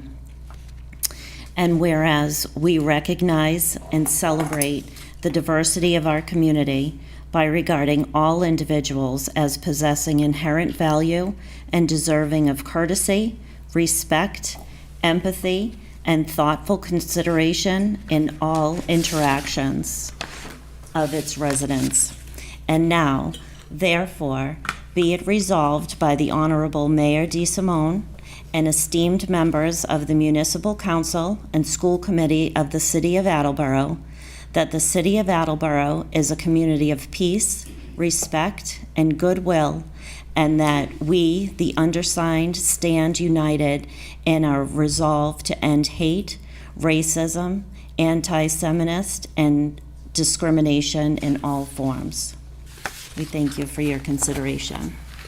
Thank you to the Attleboro Council on Human Rights for really taking this and putting it at the forefront. Cheryl Harris and I had a conversation a couple weeks ago, and horrified, deeply saddened, disgusted.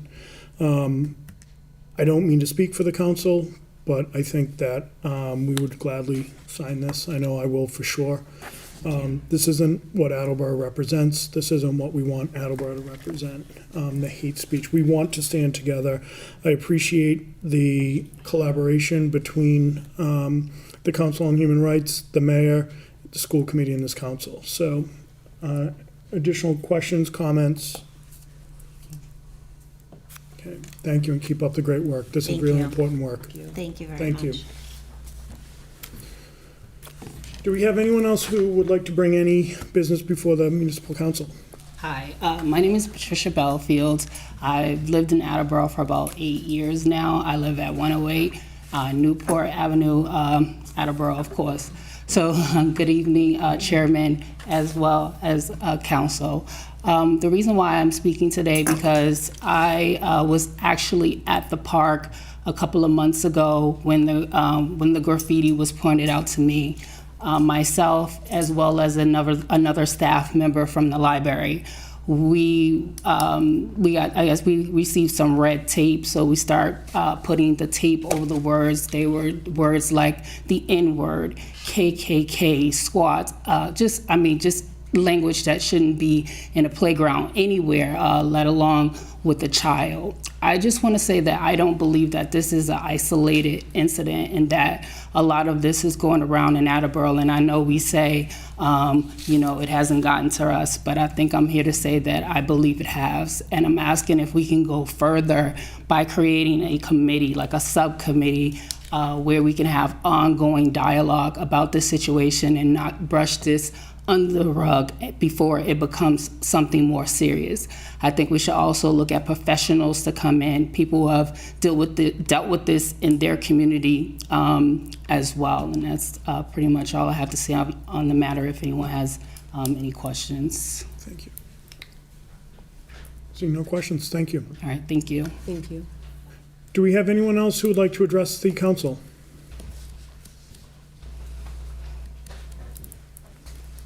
Joe, Marion, Good evening. Marion Aspinall, 124 Thurber Avenue. We're here tonight to invite the council to the annual meeting of the Friends of the Reverend Lassen Senior Center. In 2002, the Friends of the Reverend Lassen Senior Center was incorporated as a nonprofit 501c3 organization. We were tasked with supporting the programs for the senior center. We do fundraising to pay for those programs, which we've done for many years. And we have many events, fashion show, wine and silent auction, and our most popular, and some of you were in it, our senior shows, which were a great success for many years. As former directors began to do grants to pay for programs, we weren't asked to pay for programs. So we looked at what else we could do, and we looked at a lot of the needs of the seniors, and many of them had needs for utility bills. I know there's fuel assistance in the city, there is some assistance for utility bills, but there were other things that came up. One gentleman needed a hot water heater, and he had no money. He had no hot water for months. And we were able to get him a heater. Within 2 days, he had hot water and was able to take hot showers. So in the past several months, we have been working with the outreach staff at the center, and we have been able to spend over $9,000 on paying utility bills, hot water heater, some fuel assistance, some dumpsters for folks who were hoarders and their homes are going to be condemned. So we want to celebrate that, and we would love for councilors to attend our meeting and see what we've done and what we plan to do in 2024, now that the COVID is over and we can start fundraising again. Thank you. Thank you. Any questions, Council Conti?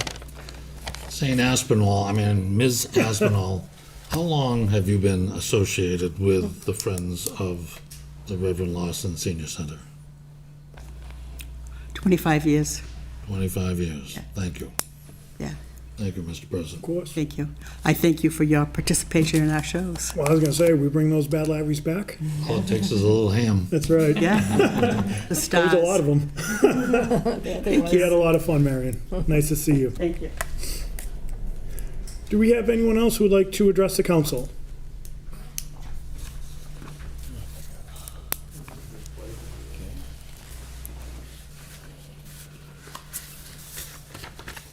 I rise to speak in favor of the handout that you were just given before Ms. Aspinwall. I'm a free agent now, and I do get around. And I was coming home from North Attleboro a couple weeks ago, and there was a guy on the bridge between the town and the city. And he had a whole bunch of MAGA signs, and 2 of them in the center were obscene. I turned around and went to the police department in North Attleboro. They told me that this person had a legal right to put his signs up. And I said, what about the children that are seeing that F word and saying, Mommy, what does that mean? And innocent children getting drawn into the nastiness, the unpleasantness that we're trying to prevent them from being involved in. And he said, well, I'll go down and talk to the man. The next time I came back, the signs were down. The next time after that, they were up. But the 2, F, you know what, the president sign was gone. Just this last week, the signs are all there. They're on both sides, northbound, southbound. There was a younger man there. He had a bullhorn and like a cowboy cap, standing there belligerently. And now they're down. But I'm looking at this holistically and thinking that there were gunshots over there in North Attleboro, right next to 95. And then Aguda Sakim had a bomb threat. So, I mean, this is really going on. This is really happening. And it's not going to decrease. It's going to increase over the next year. So it's time for us to be really active in protecting citizens. I did stop one time, and there was a couple over across the road trying to get across to Shaw's, okay? And I figured they were Haitian Creole people. I stopped my car, I walked to the intersection, and I made sure they got across. And I said, are you okay? And then we went into Shaw's, and I was holding up the kale and saying, "This is good food." And we just kind of joking around a little bit. I mean, I don't speak the language. She didn't speak my language, but I ended up making contact with her and found out a little bit about her and her husband. And I talked this week to her granddaughter who lives in somewhere down south of here. I'm going to kind of assess the needs. I also went down 95, I was coming off of 95 to go to the eye doctors. This is in North Attleboro. And there were a whole bunch of about 20, I assume, Haitian Creole people trying to get across. This was in the newspaper and probably on the TV. And all I wanted to know, I just wanted to do this to them, you know, to just welcome them. And I didn't even know the word for welcome in Haitian Creole. And, you know, I think it's not your jobs, but it's the job of the community to have some cultural sensitivity. So I wholeheartedly endorse this. Thank you. Any questions or comments? Thank you, Gretchen. Thank you. Do we have anyone else who would like to address the council?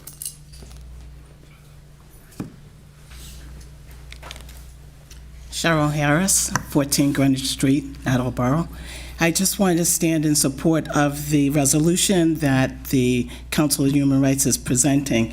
And as I think about what happened, what occurs to me is how corrosive hate is, and how there is this vocal minority that often gets a lot of press when the silent majority is against what's going on, but is not speaking. So the joint resolution, I believe, is our city's opportunity to stand in solidarity against what we know is wrong and corrosive, and to promote the love and the belongingness that we know is in this city.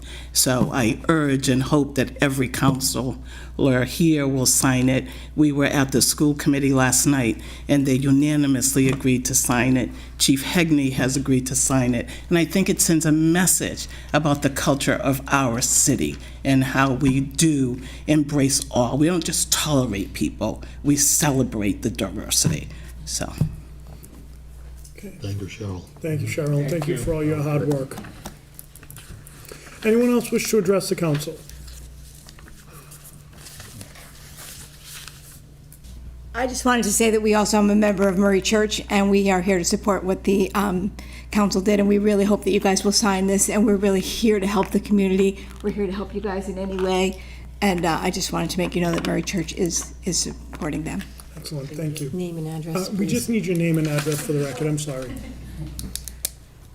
My name is Colleen DeGroot. I am not from Attleboro. My church is, and I live in Cumberland, Rhode Island. Thank you. Yeah. Anybody else that would like to address the council?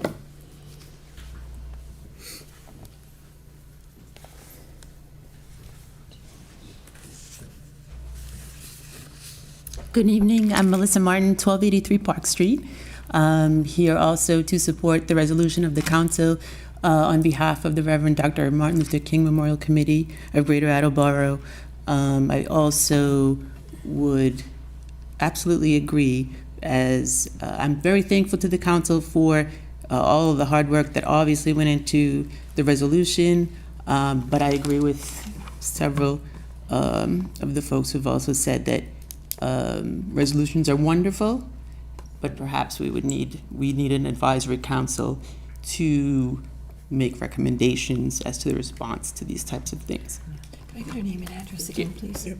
I'm sorry, can we get your name and address one more time? Melissa Martin, 1283 Park Street, Attleboro. Thank you. Okay, thank you, Melissa. Anybody else wish to address the council? Okay, seeing none, I would entertain a motion to arise from committee of the whole. Second. All those in favor? Aye. Aye. Opposed? We're now risen from committee of the whole. Do we want to jump right in the mayor's communication, or does anyone need a break? Okay, we'll power through. Thank you, everyone. Nice work. Okay. We'll just give a second. Okay.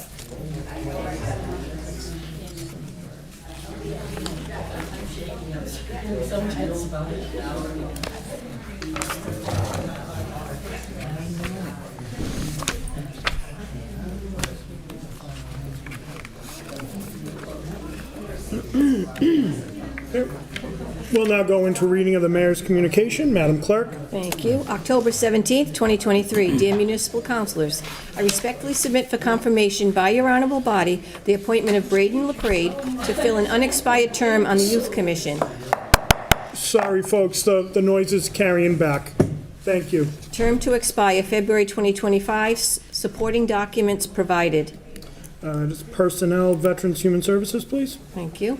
I respectfully submit a communication from Superintendent of Water, Courtney Allen, regarding the need for funds to pay a fiscal year 23 invoice to Rochester Bituminous. Therefore, I hereby request your honorable body transfer $6,714.72 from account 6100-578300 Water Enterprise Fund Reserve Fund for transfer to account 6100-578020 Water Enterprise Fund bills from previous years, supporting documents provided. Public Works, please. I respectfully submit a communication from Director of Council on Aging, Kelly Lee, regarding the need for funds to pay a fiscal year 23 earned time payout. Therefore, I hereby request your honorable body transfer $2,648.64 from account 1124100-578300 Citywide Reserve Fund for transfer to account 154-11000-514037 Council on Aging prior year earned time payout, supporting documents provided. Personal, Veterans, Human Services, please. I respectfully submit a communication from City Treasurer Laura Gignac regarding the need for funds to purchase W-2s, 1099s, and envelopes for calendar year 2023.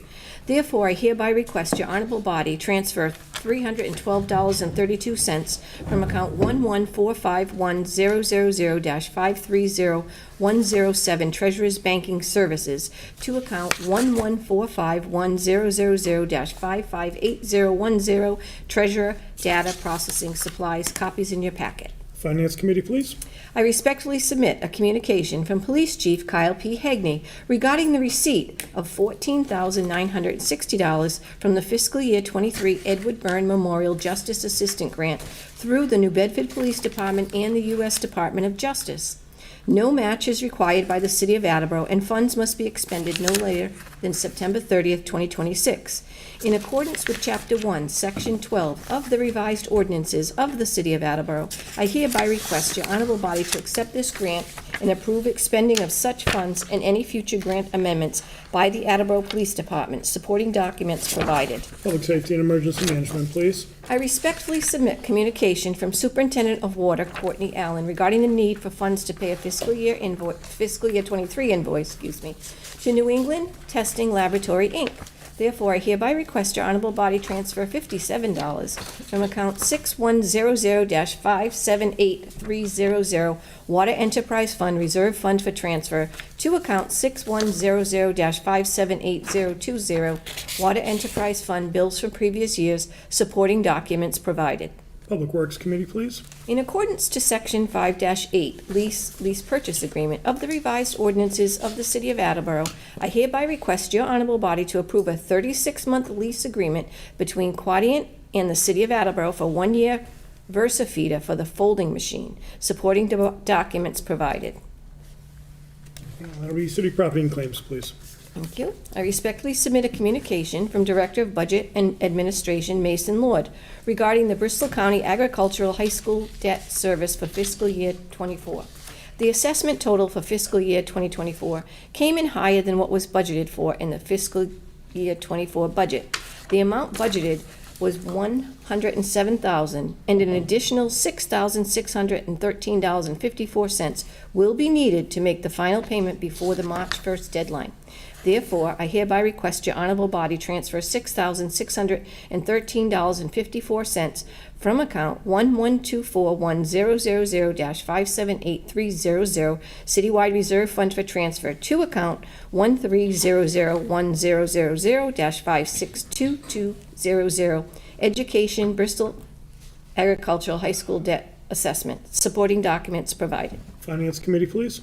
I respectfully submit for confirmation by your honorable body the appointment of Peter Gagney of 747 North Main Street to fill an expired term on the Municipal Building Commission, term to expire February 2026.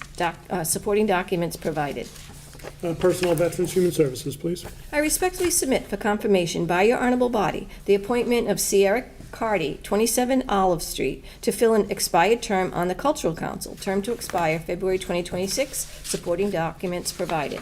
Personnel, Veterans, and Human Services, please. Sincerely, Kathleen D. Simone, Mayor. Thank you. We'll now go on to the clerk's communication. Clerk's communication, Tuesday, October 17th, 2023. We have received a Class 3 license renewal application from Tri-Town Auto, 1850 County Street, with 4 customer parking spaces and 6 display spaces. License Committee, please.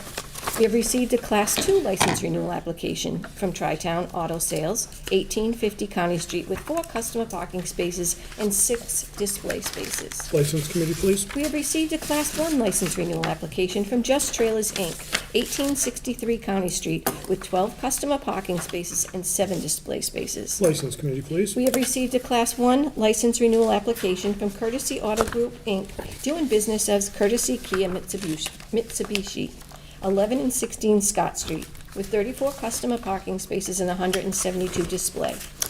License Committee, please. We have received a Class 2 license renewal application from Cartown USA, Inc., 680 Washington Street, with 9 customer parking spaces and 20 display spaces. License Committee, please. We have received a letter from Mike Parker of 845 Reed Street asking any counselor to form a committee to transform the Highland Clubhouse into a senior center. And I'm going to quote what he said. Yes. Repurposing makes the most financial sense. Copies to all councils, please. And that concludes communications. Excellent. We will now go into committee reports, and as always, we will start with Mr. Waterman. Well, this week, we do not have any business as a license committee. We will next week. And so we'll meet at the next appropriate time. Thank you, Council Waterman. Councilor Dolan. Thank you. Reporting to Public Works Committee from the docket of October 17, 2023. I move to accept the donation of 2 painted murals at the Balfour Riverwalk Park from the Attleboro Arts Museum. The museum was awarded $12,500 through the Mass Development TDI for the expansion of Attleboro's public art initiatives. Second. Thank you. Motion is in order. Any comments? We discussed this in committee. Additional questions or comments? Seeing none, we'll have a roll call vote, beginning with Councilor Waterman. Mr. Waterman. Yes. Ms. Dolan. Yes. Mr. Conti. Yes. Ms. Bennett. Yes. Vice President Cobus. Yes. Ms. Holmes. Yes. Ms. Reynolds. Yes. Mr. Angelo. Yes. Mr. Tavares. Yes. Mr. Blair. Yes. President Delicio. Yes. 11 yeas, 0 nays. Thank you. Motion passes. From the docket of October 17, 2023, I move to transfer $24,570 from account Water Enterprise Fund Reserve Fund for transfer to account Water Enterprise Fund Safety Study to hire an outside consultant to provide the required safety, health, and compliancy training. Second. Thank you. Motion is in order. Any comments? I know we discussed this in committee as well. Additional questions or comments? Seeing none, we'll have a roll call vote, beginning with Councilor Blair. Mr. Blair. Yes. Mr. Tavares. Yes. Mr. Angelo. Yes. Ms. Reynolds. Yes. Ms. Holmes. Yes. Vice President Cobus. Yes. Ms. Bennett. Yes. Mr. Conti. Yes. Ms. Dolan. Yes. Mr. Waterman. Yes. President Delicio. Yes. 11 yeas, 0 nays. Thank you. Motion passes. From the docket of October 17, 2023, I move to approve expending of such funds and any future grant amendments regarding the receipt of a grant through the Massachusetts Clean Water Trust, which will provide assistance with a lead service line inventory currently underway. This grant includes reimbursement up to the total cost of the project. Second. Thank you. Motion is in order. Any comments? No, we discussed this in committee. So now we'll have a roll call vote, beginning with Councilor Waterman. Mr. Waterman. Yes. Ms. Dolan. Yes. Mr. Conti. Yes. Ms. Bennett. Yes. Vice President Cobus. Yes. Ms. Holmes. Yes. Ms. Reynolds. Yes. Mr. Angelo. Yes. Mr. Tavares. Yes. Mr. Blair. Yes. President Delicio. Yes. 11 yeas, 0 nays. Thank you. Motion passes. From the docket of October 17, 2023, I move to transfer $5,625 from account Citywide Reserve Fund for transfer to account Recreation Supplies Vehicles to purchase a Tommy Gate hydraulic lift gate for Rec Number 4. Additionally, the council authorizes the use of funding from the Recreation Revolving Funds to complete the purchase if needed. Second. Thank you. Motion is in order. Any comments? I know we discussed this in committee as well. Additional questions or comments? Seeing none, we'll have roll call vote, beginning with Councilor Blair. Mr. Blair. Yes. Mr. Tavares. Yes. Mr. Angelo. Yes. Ms. Reynolds. Yes. Ms. Holmes. Yes. Vice President Cobus. Yes. Ms. Bennett. Yes. Mr. Conti. Yes. Ms. Dolan. Yes. Mr. Waterman. Yes. President Delicio. Yes. 11 yeas, 0 nays. Thank you, motion passes. That's all the business for the Public Works Committee. We look forward to a committee meeting at the next appropriate time. Thank you, Council Conti. Thank you, Mr. President. Reporting for the Finance Committee from the docket of October 17th, 2023, I move to approve the expenditure of such funds and any future grant amendments regarding the receipt of a Sustainable Materials Recovery Program municipal grant from the Massachusetts DEP in the amount of $51,000. The funding will be used to enhance the performance of the city's waste reduction program. Second. Thank you, motion is in order. Any comments? No, Mr. President, I think it's pretty self-explanatory. A lot of grants tonight. Any additional questions or comments? Seeing none, we'll have roll call vote, beginning with Councilor Waterman. Mr. Waterman. Yes. Ms. Dolan. Yes. Mr. Conti. Yes. Ms. Bennett. Yes. Vice President Cobus. Yes. Ms. Holmes. Yes. Ms. Reynolds. Yes. Mr. Angelo. Yes. Mr. Tavares. Yes. Mr. Blair. Yes. President Delicio. Yes. 11 yeas, 0 nays. Thank you, motion passes. Thank you, Mr. President. From the docket of October 17th, 2023, I move to approve the following. That the mayor approve the local option of Massachusetts General Law, Chapter 60, Section 3C, a city scholarship fund, which residents will have the ability to voluntarily contribute to as follows. Second. Okay, we can waive the reading. Any comments, Mr. Conti? Yes, Mr. President, this measure is very important to me. This measure will allow taxpayers, when paying their tax bills or at any other time in the year, to make a contribution to a Attleboro City Scholarship Fund for Attleboro City residents to go to higher secondary education schools. It's a measure which keeps Attleboro dollars in Attleboro. It's a measure which improves the well-being of our youth seeking higher education. And I see no reason for a council to not support this, and I encourage their support entirely. And that concludes my comments. Thank you. Vice President Cobus. And I'd just like to take a second to applaud Councilor Conti for identifying this item and introducing it, and so thank you. Thank you. Additional questions or comments? Seeing none, we'll have a roll call vote, beginning with Councilor Blair. Mr. Blair. Yes. Mr. Tavares. Yes. Mr. Angelo. Yes. Ms. Reynolds. Yes. Ms. Holmes. Yes. Vice President Cobus. Yes. Ms. Bennett. Yes. Mr. Conti. Yes. Ms. Dolan. Yes. Mr. Waterman. Yes. President Delicio. Yes. 11 yeas, 0 nays. Thank you, motion passes. Very grateful thanks, Mr. President. Lastly, from the docket of October 3rd, 2023, I move that the percentage of the local tax levy to be borne by each class of property for fiscal year 2024 is 1.45. Second. Thank you, motion is in order. Any comments? I believe there will be sufficient chatter regarding this motion. I will not contribute, and that concludes my comments. Councilor Blair. For 24 years I've sat in this seat. Every time there's been a push to increase the commercial share, I've spoke against it. I don't change my mind just because I'm leaving in 2 months. When I came on this council 24 years ago, the split between residential and commercial was something like 65% residential, 35% commercial. I believe it's something like 88-12 at this point, something in that area. I don't want to say I told you so, but it happened. There's no need to punish the people that don't use the services by increasing their taxes. If anything at all, let's keep it the same. Give them a shot. Don't punish the businessmen, especially the small businessmen that have stayed in this city, contributed on a yearly basis. And I know when I've run something, East Side Playground or a fundraiser for the veterans, these businesses have stepped up and donated heavily, the remaining ones. I don't think it's a position of this council to enact a tax rate or a split that's gonna hurt them any more than they've already been hurt. Let's keep what we got here. I've heard it time and time again. They can pass their taxes off, businesses can. That's a fallacy. They can't pass it off. They do business in Attleboro. If they pass it off at all, the residents get it one way or the other. We have a great city here. We have a great education, and the new high school shows that. We have a great police department. We have a great fire department. We have public services that surrounding towns don't give. But it's not our fault that people have moved here because it's cheap. You don't think it's cheap, take your same home and move up to Boston area. Right, Mr. Conti? Right. You pay a lot more taxes and you pay a lot more for services. I didn't vote for the new high school.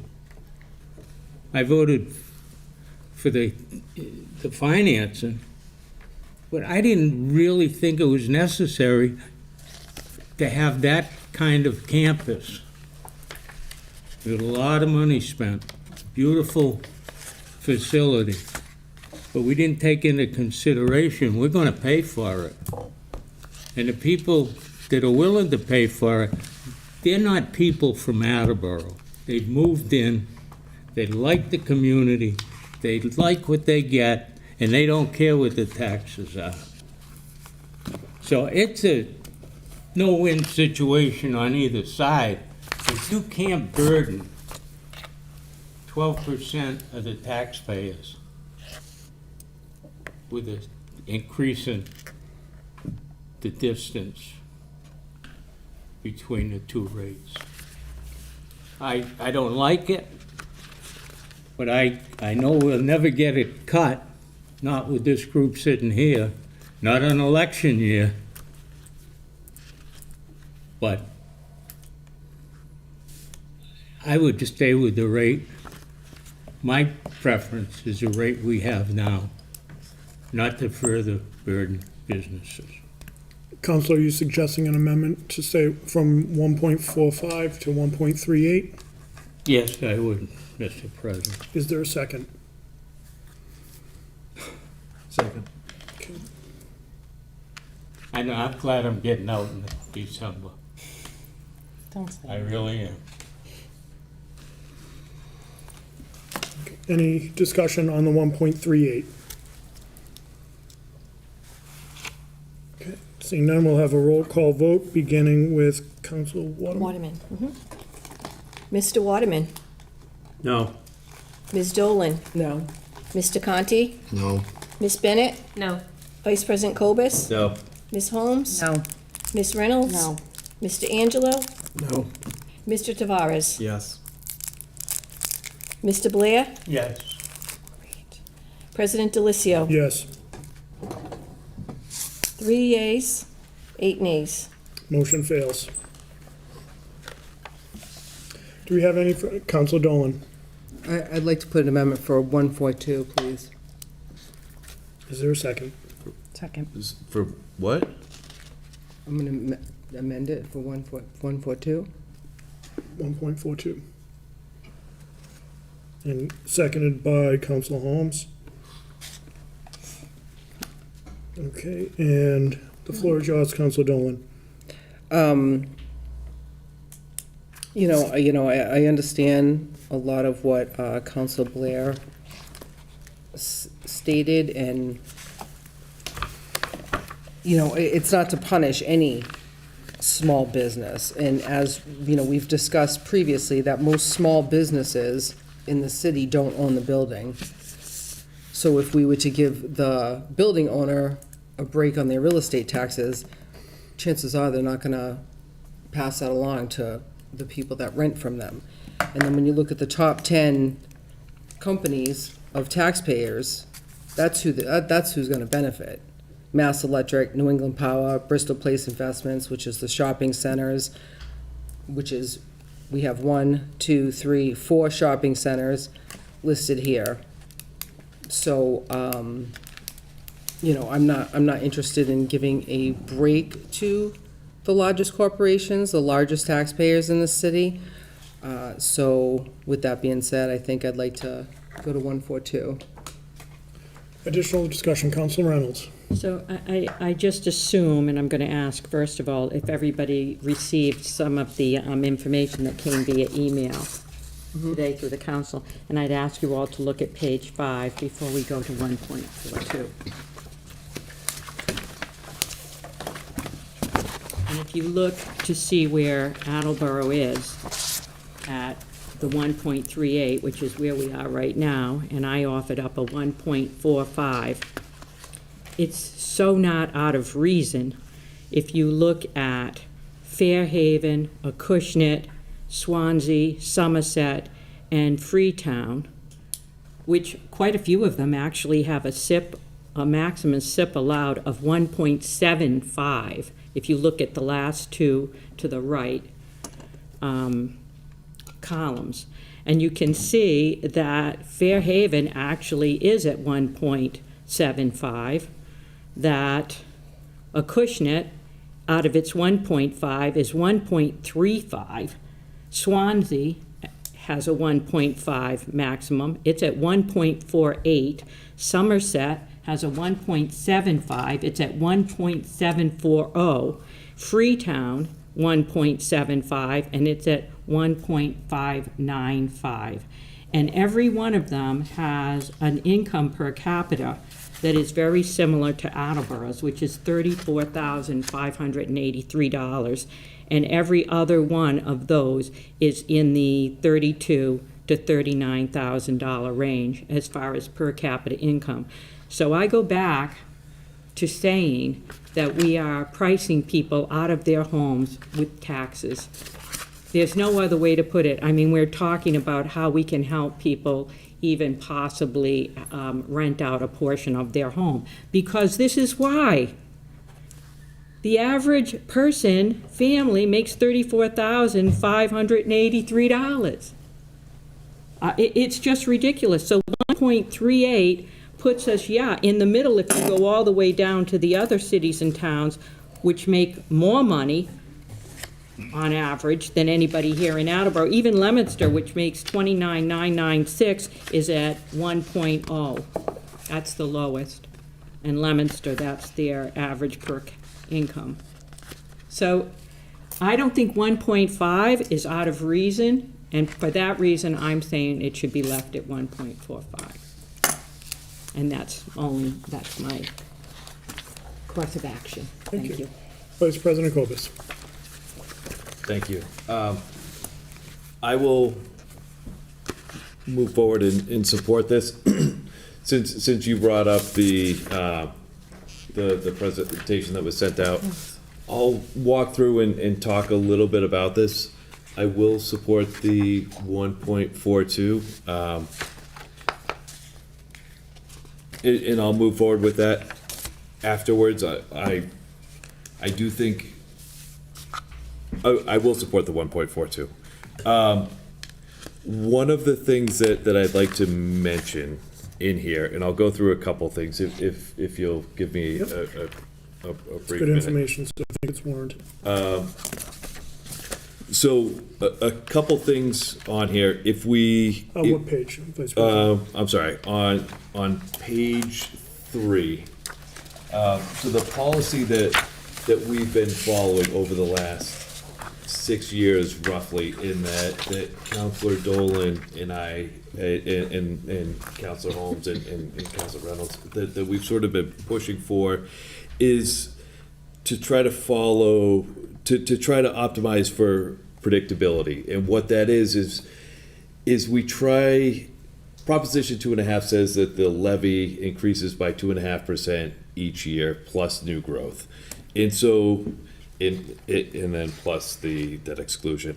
But so the levy is increasing by a certain percentage each year, and what we try to do is match the average tax bill increase to match what the levy increases by, because we could talk about this tax shift in 1.38 or 1.42 or 1 point this. The average resident doesn't care what the tax shift number is or what that is. What they care about is what the bill is that they receive in the mail, and the percentage that increases year over year. And so the goal here has been to sort of keep that, and it's going to increase year over year. The Proposition 2.5 says the levy is going to increase 2.5% plus new growth year over year. So the goal has been to keep that as stable and predictable as possible. And so that's what we've been trying to do over the last 6 years. It just focusing on whatever the data says, that's where we want the number that's what we want the number to be, whether it's good for residents, whether it's good for commercial, whether it helps get me reelected or not, like whatever the data says, that's the number that I want to vote for, that I want it. And so for this year, the number is 1.41, and 1.42's it's in between 1.41 and 1.42. And my preference is to not sway a lot. But so if we go with because 1.42 is on the table, that would increase the average home tax bill by $228 or 4.1%, which aligns with the levy increasing by 4.18%, which that aligns. And that would also increase the average commercial and industrial tax bill by $302 or 1.4%. Now, and this shifts 0.86% of the levy onto commercial. So less than 1% of the levy is shifted over to commercial and industrial.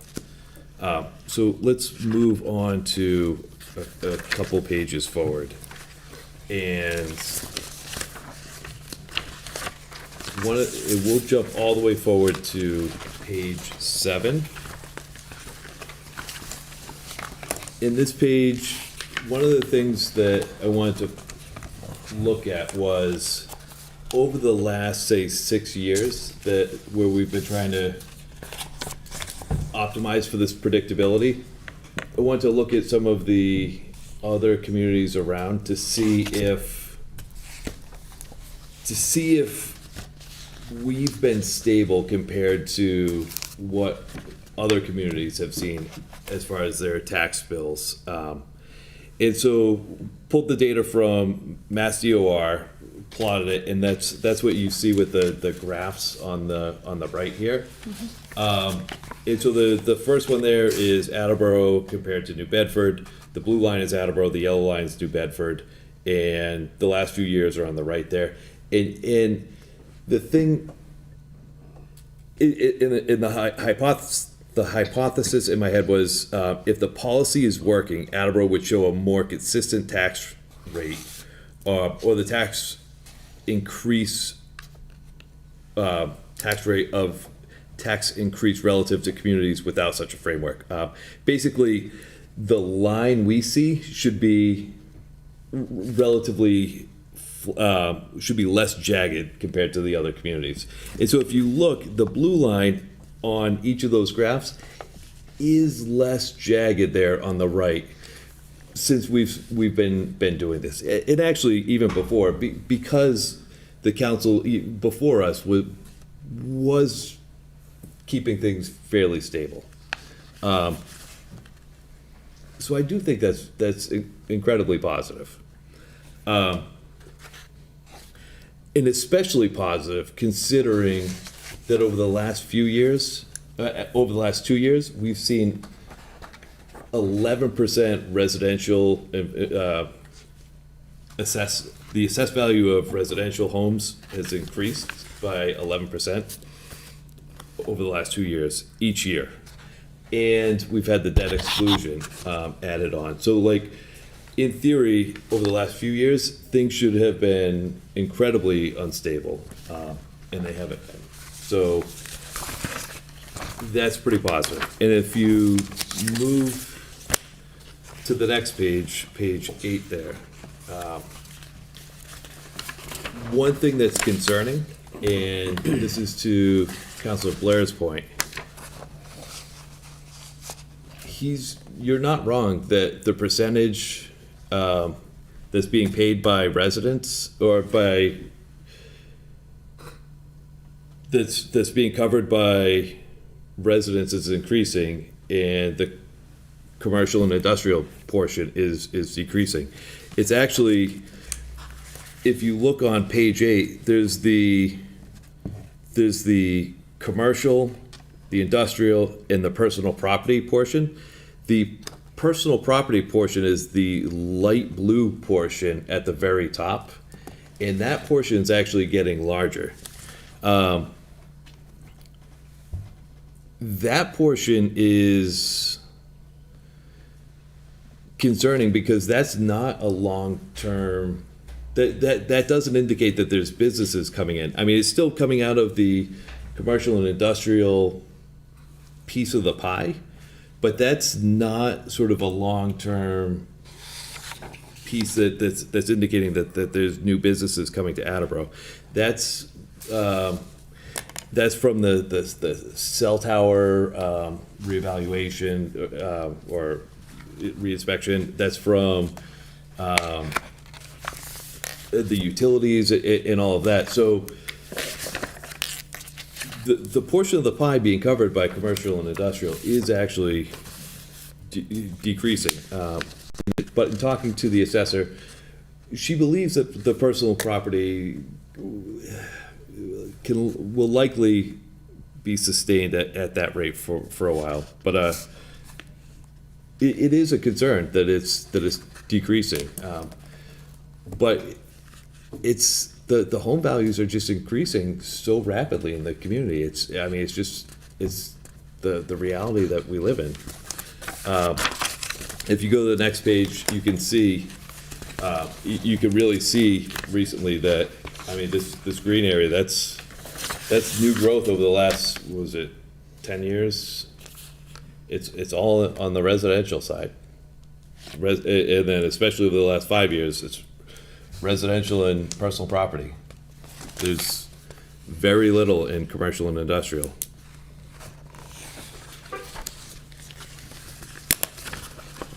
And then, so slide 10, and I'll try to wrap it up pretty quickly. One of the things, and back to Councilor Blair's point, one of the things that's concerning about all of this is that as that piece of the pie shrinks, our ability to the effectiveness of the tax shift becomes less effective. So the more, like, as we shift things, it has less of an effect on anything because the residential portion is so large and the commercial is so small. Like, by moving things by a point or two, it's having such a small impact on anything. That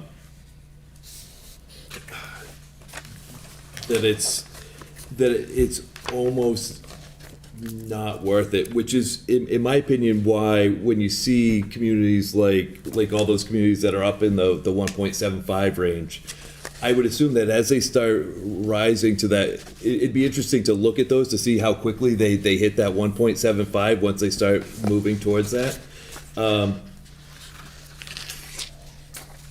I don't want to see Attleboro move towards that, and which is why I like to be a lot more conservative, and I like the approach that we've been adopting, where we avoid the tendency to have big sways, and like we always opt to sort of, if the policy says to go up sort of 3 points, we go up maybe 2, or it's just in order to sort of to have a more moderate approach so that we're maintaining our ability to be effective with the tax shift. And then the next slide talks about, Councilor Dolan had emailed the Economic Development Director. There's a summary of some of her feedback where she summarized, this is slide 11, that small businesses are typically renters, and she mentioned that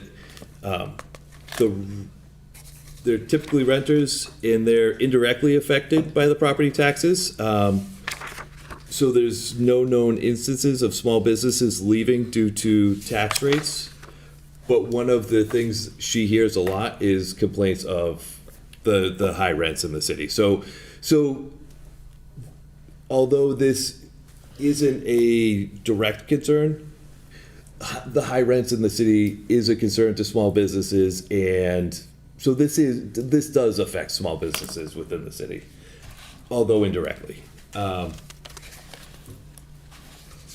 then industrial business, this is less of a concern for industrial businesses, because when they move, it's more, relocation is costly and usually triggered by operational expansion rather than tax concerns.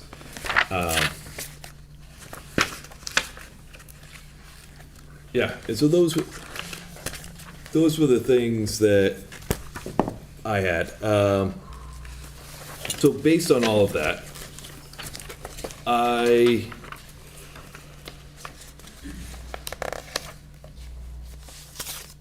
wanted to say that the policy is keeping keeping things stable, and I think it's great. And it was really interesting to kind of look through this and see how we compared to other communities. So I will support the 1.42 for now. I will afterwards have another motion to move to 1.41, because I do think we should moderate that, and I would prefer to be one step lower, but I will support this just to move forward. But that concludes my comments. Thank you for the work you put in on that. Councilor Blair. For you to sit there and say that a tax rate to a person that owns a piece of property doesn't affect the person he's renting to is beyond reason. That's not what I said. That's not what he said. That's not what he said. That's it. Okay. That's how it come across, because if you're in business, you own a piece of property and your taxes go up, you pass it, most people pass it on. There's a bottom line involved. Vice President Corbis. So what I said was, it affects the renters indirectly because it is passed along to the renters. So the Economic Development Director has heard a lot of complaints about rents within the city. It directly affects. Councilor Blair. Vice President Corbis has the floor. Thank you. Okay. So yes, this does affect them, was what I was saying. Councilor Reynolds. We just add to that it also affects the renter of residential property. And there are many renters within this city that no matter what we do, their rents go up too, and they're struggling already. So I go back to my own point about why they need help, because it's going to go up for them as well as the business. Nobody wins here. Nobody. Vice President Corbis. And If it's gonna be a different point that we haven't made yet. It is, and I glossed right over it, and if we can just jump to slide 6. And this was an interesting one as well. So slide 6 is sorted by the income per capita, and it was interesting to note that on one side, it's interesting to note that Attleboro has a good balance between, you'll notice that the residential rate and the commercial rate are yellow for Attleboro, sort of indicating that we're balanced for both. Whereas items on the right-hand side of where the income per capita is below or income per capita is above 40,000, all of those commercial industrial tax rates are green on this side, and most of them are red where the income per capita is below 40,000. Attleboro does a great job of maintaining a balance, and in my opinion, that's an indicator where it's fair and nobody's happy. Well, if nobody's happy, like I think that's an indication that it's fair. So that was, I just wanted to bring that up. Good add-on, thank you. Additional comments? Vice President Kobus, if I could give up the chair.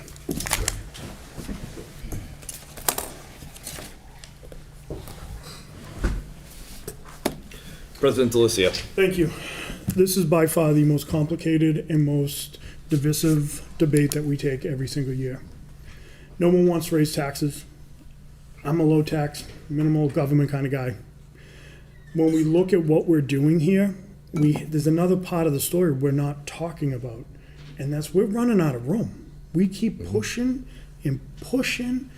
We're running out of room to shift, which means ultimately, that means 1.5, if we get to that point, that's on the businesses.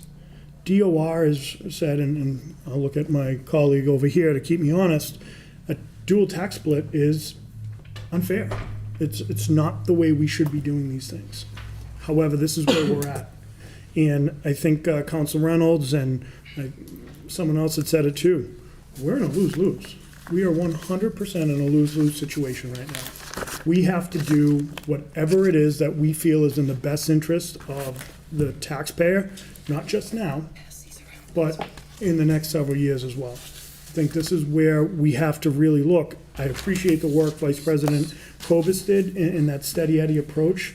We are running out of ramp-up room. So, yeah, that concludes my comments. Thank you. There are no more comments on the amendment to go from 1.45 to 1.42. We'll have a roll call vote beginning with Councilor Blair. Excuse me, Mr. Sorry, Madam President. That's okay. When, after this vote is taken, can we just take like a brief recess for a minute? Sure. Thank you. Mr. Blair? No. Sorry. Mr. Tavares? No. Mr. Angelo? No. Ms. Reynolds? No. Ms. Holmes? Yes. You guys are gonna make me count. Vice President Kobus? Yes. Ms. Bennett? Yes. Mr. Conti? No. Ms. Dolan? Yes. Mr. Waterman? Yes. President Delicio? No. 5 yeas, 6 nays. Motion fails. We are back to the motion as it came out of committee at 1.45. Vice President Kobus. I move to amend Come to recess, point of order. Oh. Move to recess. Just 5 minutes. Yeah, We've got a- I'll entertain a motion for recess. Second. All those in favor? Aye. Opposed? We recess, we'll reconvene at 9:20.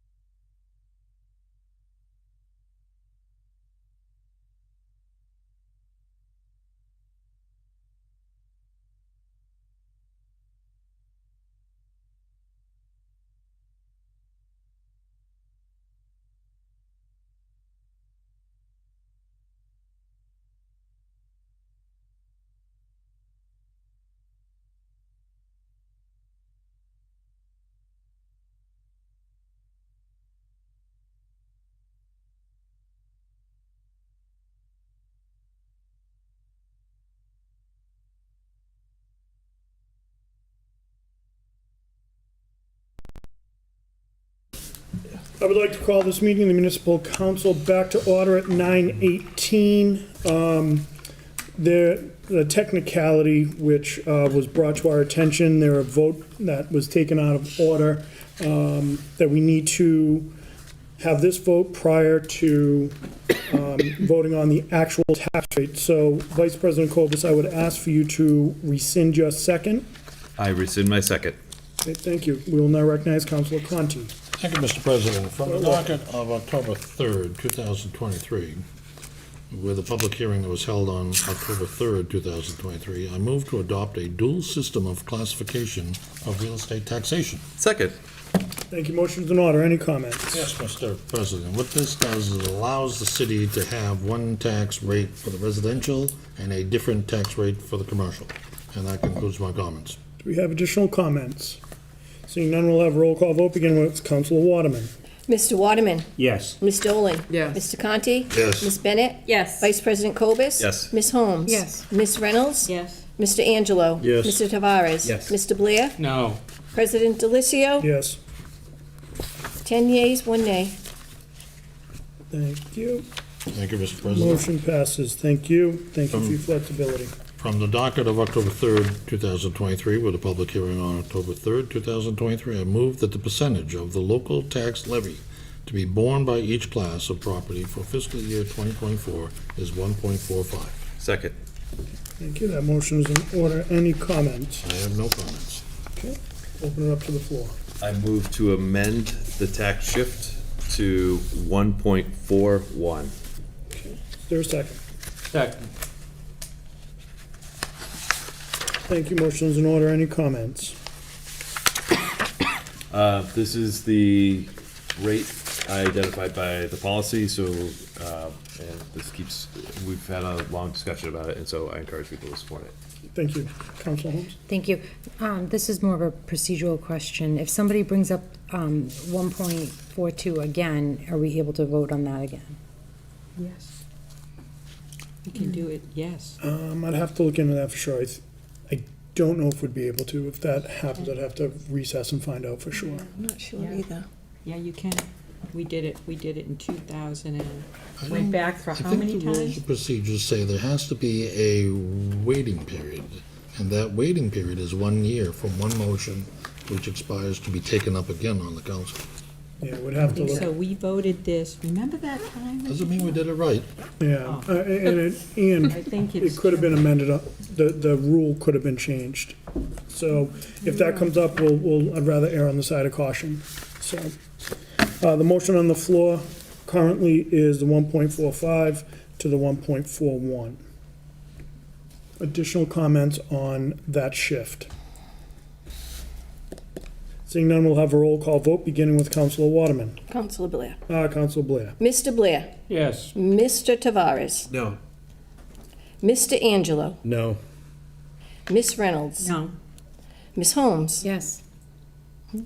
Vice President Cobus? Yes.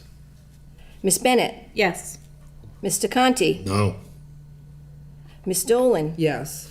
Mr. Waterman? No. President Delicio?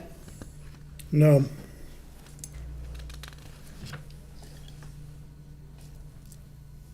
Five yeas, 6 nays. Motion passes. Motion fails, rather, I'm sorry. Can I move to amend? We're back to the motion at 1.25. 1.45. 4-5. 5. Council Reynolds. I'd like to keep it, do a vote on 1.45. Right? Or do we have to amend? Let me ask, do we have to Well, amend? Because that was the first, 1.45. so I'm going to say I would So- like to amend to 1.44. Okay. Is there a second? Second. Thank you, Council Holmes. Any discussion?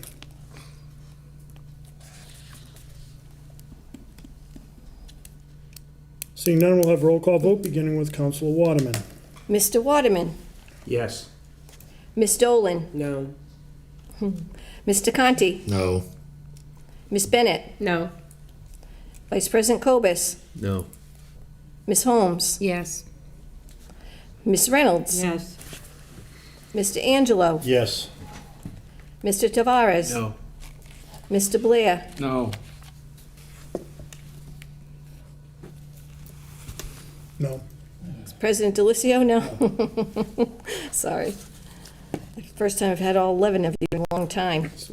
A lot of moving parts on these votes. So I have 4 yeas, 7 nays. Motion fails. Vice President Cobus. So, We need an answer. do we have a discussion now to figure out? We've talked about 141. We've talked about 142. Those are sort of the. So, Councilor Conti had asked a great question as far as the values that were acceptable and that would work as far as, and I forget the exact number, but with the way the levy gets rounded, there are certain rates that work well based on a $10,000 needing, based on the rate needing to, there needing to be $10,000 based on how things get rounded.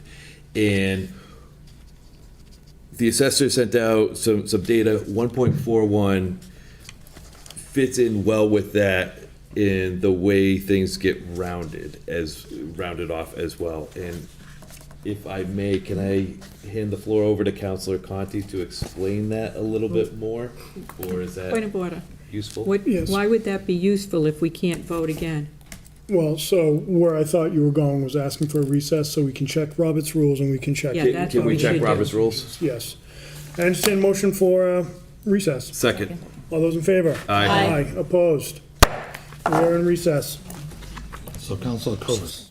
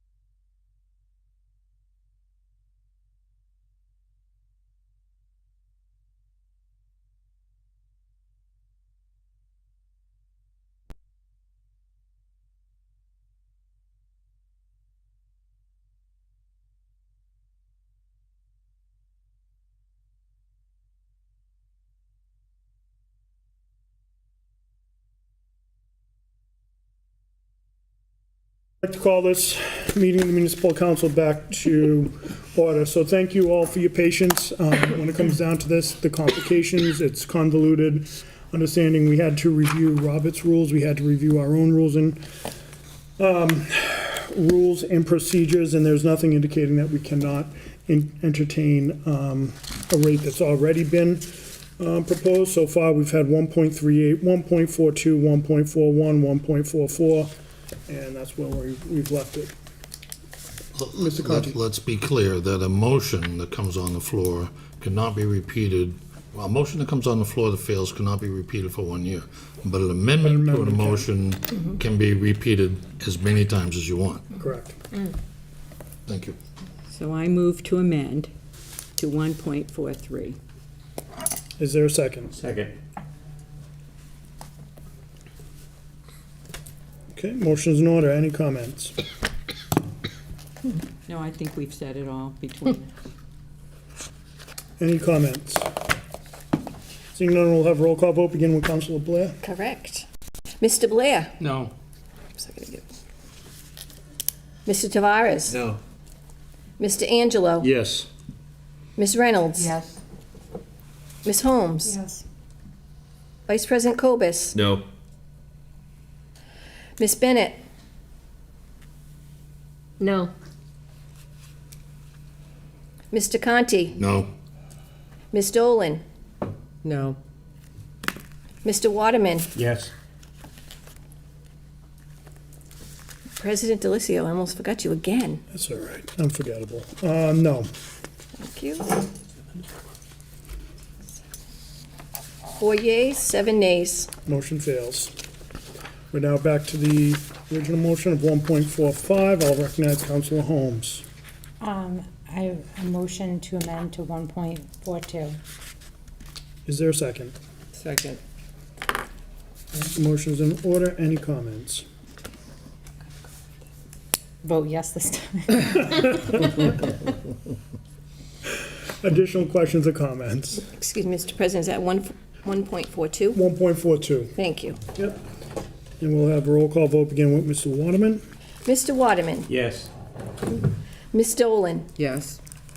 Mr. Conti? No. Ms. Bennett? Yes. Vice President Cobus? Yes. Ms. Holmes? Yes. Ms. Reynolds? Yes. Mr. Angelo? Yes. Mr. Tavares? No. Mr. Blair? No. President Delicio? No. 7 yeas, 4 nays. Motion passes. We are now back at the original motion with the amendment of 1.45 to 1.42%. Vice President Cobus. Just, am I permitted to amend it to 141? Or? I move to amend it to 141. Second. So we're going with the 1.5. Any comments? 141. Okay. My comment is 141 falls within the, is one of the rates that the assessor would end up with less than $10,000. It is one of the sort of the rates that works with, according to the assessor. And I was trying to pull up the email from her with the list of rates. It's also, it's less of a broad, it's less of a big change. And in my opinion, we should sort of temper the changes, and we should opt to be more conservative when we're making changes to the shift, and should try not to change too broadly on any given year. So my suggestion is we should keep it to 141. Very good, thank you. Additional questions or comments? Seeing none, we'll have a roll call vote, beginning with Councilor Blair. This is on an amendment from 1.42 to 1.41. Can I ask one question? You may. If this fails, do we revert back to the 1.42 Correct. amendment? Yep. Okay. because the main motion is now amended from 1.45 to 1.42 pending the results of this vote. Because there were 6 votes. We'll have roll call vote begin with Councilor Blair. Mr. Blair? Yes. Mr. Tavares? Yes. Mr. Angelo? Yes. Ms. Reynolds? No. Ms. Holmes? Yes. Vice President Kobus? Yes. Ms. Bennett? Yes. Mr. Conti? No. Ms. Dolan? Yes. Mr. Waterman? No. President Delicio? Yes. 8 yeas, 3 nays. Motion passes. We are now, as the motion is amended, to 1.41. Do we have any questions, concerns? Seeing none, we'll have a roll call vote beginning with Councilor Waterman. This is the main motion, that the percentage of the local tax levy borne by each class of property for fiscal year 2024 will be 1.41. Mr. Waterman? No. Ms. Dolan? Yes. Mr. Conti? No. Ms. Bennett? Yes. Vice President Kobus? Yes. Ms. Holmes? Yes. Ms. Reynolds? No. Mr. Angelo? Yes. Mr. Tavares? No. Mr. Blair? Yes. President Delicio? No.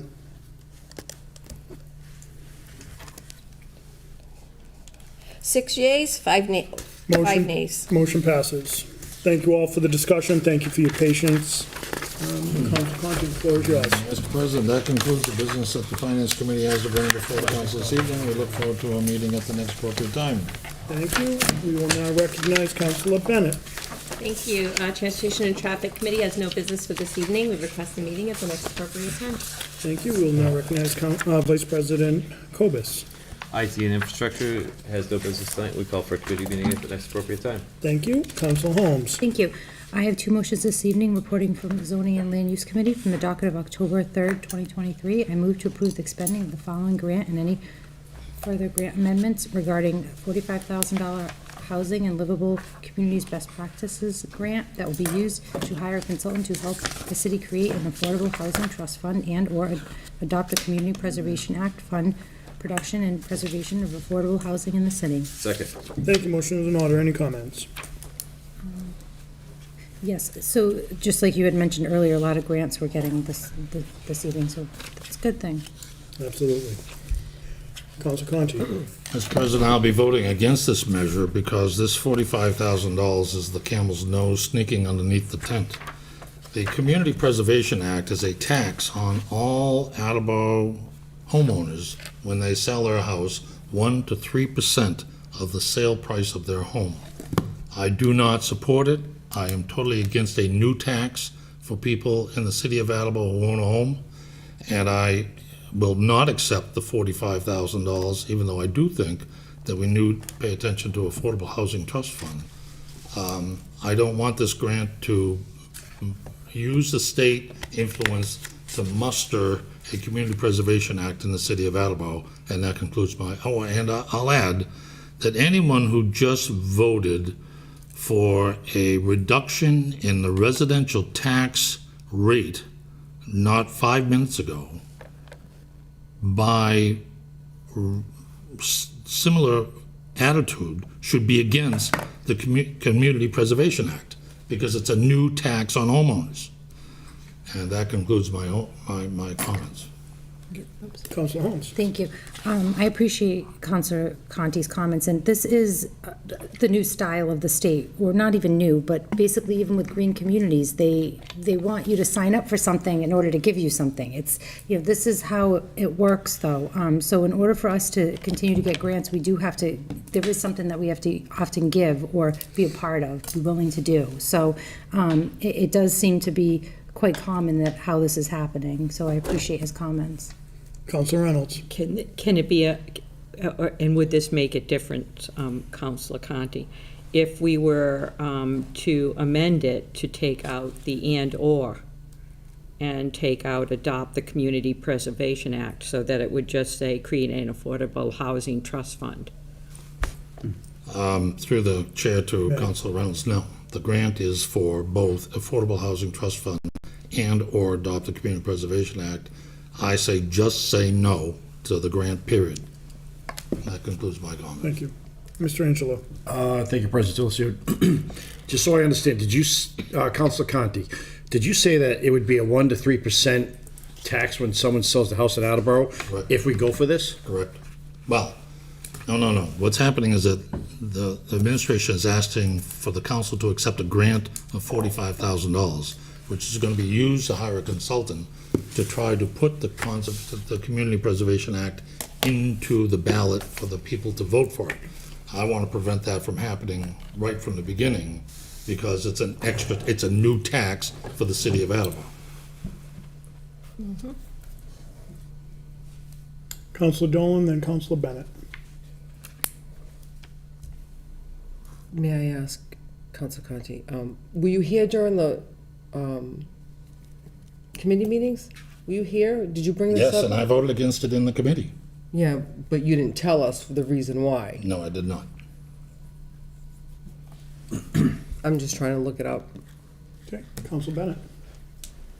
I have some concerns about the and/or language. It is a little bit squishy. It makes me a little bit uncomfortable because we don't really know which one we're sort of buying into here. However, if this is something that's going to go on the ballot, I would be comfortable with voting this to allow the residents to then decide ultimately, which I think is really what we're all here to do, is make sure that we're giving the residents maximum opportunity to have their voices heard. So for that reason, I'll support this evening with the hopes that that is in fact the process, and that should a consultant recommend adoption of the Community Preservation Act, that goes to the residents to decide. Councilor Holmes. Thank you. So the backup information, we all received the letter, it was from the governor, and it was very vague. It actually included this grant and another grant that I believe went into public safety. It was kind of just one sentence for each of them, so there wasn't a lot of details about what this does entail. But like I had mentioned, even when we've been involved in other, I just keep thinking of the green communities, we had to kind of do something in order to get something, and it has benefited us in a lot of ways, but I agree with Councilor Conti. It's what are we willing to kind of give up here in order to benefit from these things? That concludes my comments. So I'm going to agree with both Councilor Conti and Ms. Holmes, is that, you know, it is so true, because I've noticed along the whole last year, you know, this for that, we'll give you this for that, this for that, this for that, and it's become really common, and I don't like it. I almost agree. I don't want to take anything because for fear of how they're changing the wording and what we're being forced to maybe bring into the city. So unless we can get something that's more reasonable, that tells us how this is going to happen, I think I'm going to vote. I won't support it either because it's too big. That's my comments. Councilor Waterman. Chairwoman Holmes, what are we? Do we need to really vote on this right now? Can we get the information a little more accurately before we vote? I can certainly do that. I'm open to that. So before we do that, that would, entail I'd have to ask Vice President Kobus to rescind his second. But the local, the CPA, I just went online real quick, the Community Preservation Act, just so we're all kind of aware of what it is, allows communities to create a local community preservation fund for open space protection, historic preservation, affordable housing, and outdoor recreation. Community preservation monies are raised locally through the imposition of a surcharge of not more than 3% of the tax levy against the real property. Municipalities must adopt CPA by ballot referendum. I think if we're looking at the middle, I think that it's kind of in between what Councilor Bennett and Councilor Conti said.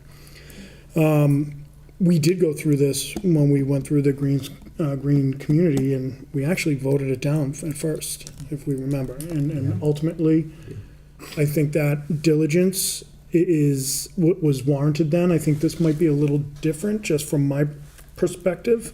This is for that consultant, and it still would have to be on the ballot, which would ultimately put it back on the backs of the voters to choose if that's something that they're looking for. I think when we talk about open space, historic preservation, affordable housing, outdoor recreation, I think this makes sense to get the consultant. It's paid through grant money. It would still have to go onto the ballot prior to it being enacted. Councilor Angelo. President Delacio, would we have a, I've seen things on the ballot before, and I appreciate your information. That's great information that you just provided. I've seen things on the ballot before where a lot of people have gotten so confused because you got different interest groups talking about this and that, and then you get there, and I've done it too, where I voted for something, I said, I completely misunderstood it. Mhm. Would there be a public hearing on this, do you think, before it would get to that point? Probably not. So here's where my lean is, right? Because I think this motion is just $45,000 accepting a grant for a consultant. The questions that we're having tend to be more about what's the procedure after we get the consultant. Who's going to make that decision? I think Councilor Waterman, I would suggest at the end of the discussion, because I don't want to cut the discussion, to have Vice President Kobus rescind his second, and then Councilor Holmes, you and I can kind of work on what those next steps would be. Okay. Okay. Vice President Kobus. So I was comfortable moving forward. I'll rescind my second. One of the things that I do think is nice about this is it's up to, as you said, 3%. Did you mention that it provides matching? There's matching from the state that comes in for that? I just kind of gave a high-level overview. Okay. And it's one of the things that's nice is it's not from everybody. You can sort of structure it in different ways so that it only comes from property value of homes that are above X amount or whatever. There's different things that you can do with it. Motion to rescind it, it's off the table. Yeah. So And we should see. He hadn't rescinded his I had second not yet. rescinded my second yet. I thought he was. Oh, But I thought anyway, you did. He did not. Thank you. I had not yet. So Order. when we move, I do think it is potentially a positive thing and something that we can potentially move forward with. I don't think it's all sort of doom and gloom. So, but I do rescind my second. Thank you. Motion is now off the table. Okay, thank you. For my second motion, from the docket of April 4th, 2023, I move to approve the acceptance of 66 public ways, 8 miles per a State House Special Act. Second. Thank you. Motion is in order. Thank you. So, we had Gary speak earlier about this. I am gonna, get a hold of the policy just so I can pass it out to the full council. I definitely think we should, vote in favor of this, but I wanted to also let everyone know, I did reach out to the city solicitor about, there was that question of what would it mean if we didn't accept them, and we wanted to kind of get clarification. So I will certainly pass that on, but I don't think we should hold up the vote because of that. And that concludes my comments. Any other questions or comments? Seeing none, we'll have roll call vote, beginning with Councilor Blair. Mr. Blair. Yes. Mr. Tavares. Yes. Mr. Angelo. Yes. Ms. Reynolds. Yes. Ms. Holmes. Yes. Vice President Kobus. Yes. Ms. Bennett. Yes. Mr. Conti. Yes. Ms. Dolan. Yes. Mr. Waterman. Yes. President Delicio. Yes. 11 yeas, 0 nays. Thank you. Motion passes. Thank you. That concludes the business, and I'll call for committee meeting next appropriate time. Thank you. Councilor Reynolds? City Property and Claims has no business this evening, but I would like to call a committee meeting at the next appropriate time. Very good. Thank you. Councilor Angelo. Thank you, President Delicio. Reporting for Personnel, Veterans, Human Services Committee. For the docket of October 17, 2023, I move to transfer $2,261.91 from account-wide citywide reserve fund for transfer to account veterans benefits and salary wages to address the shortfall in the veterans agent salary for fiscal year '24. Second. Thank you. Motion's in order. Any comments? Just to understand, the previous transfer we had approved to the veterans' prior salaries on September 5th, 2023, Council Vote Number 21, which corrected a misstep increase in fiscal year 2023. Since that step increase was never made, the same effect hit the fiscal year 2024 budget.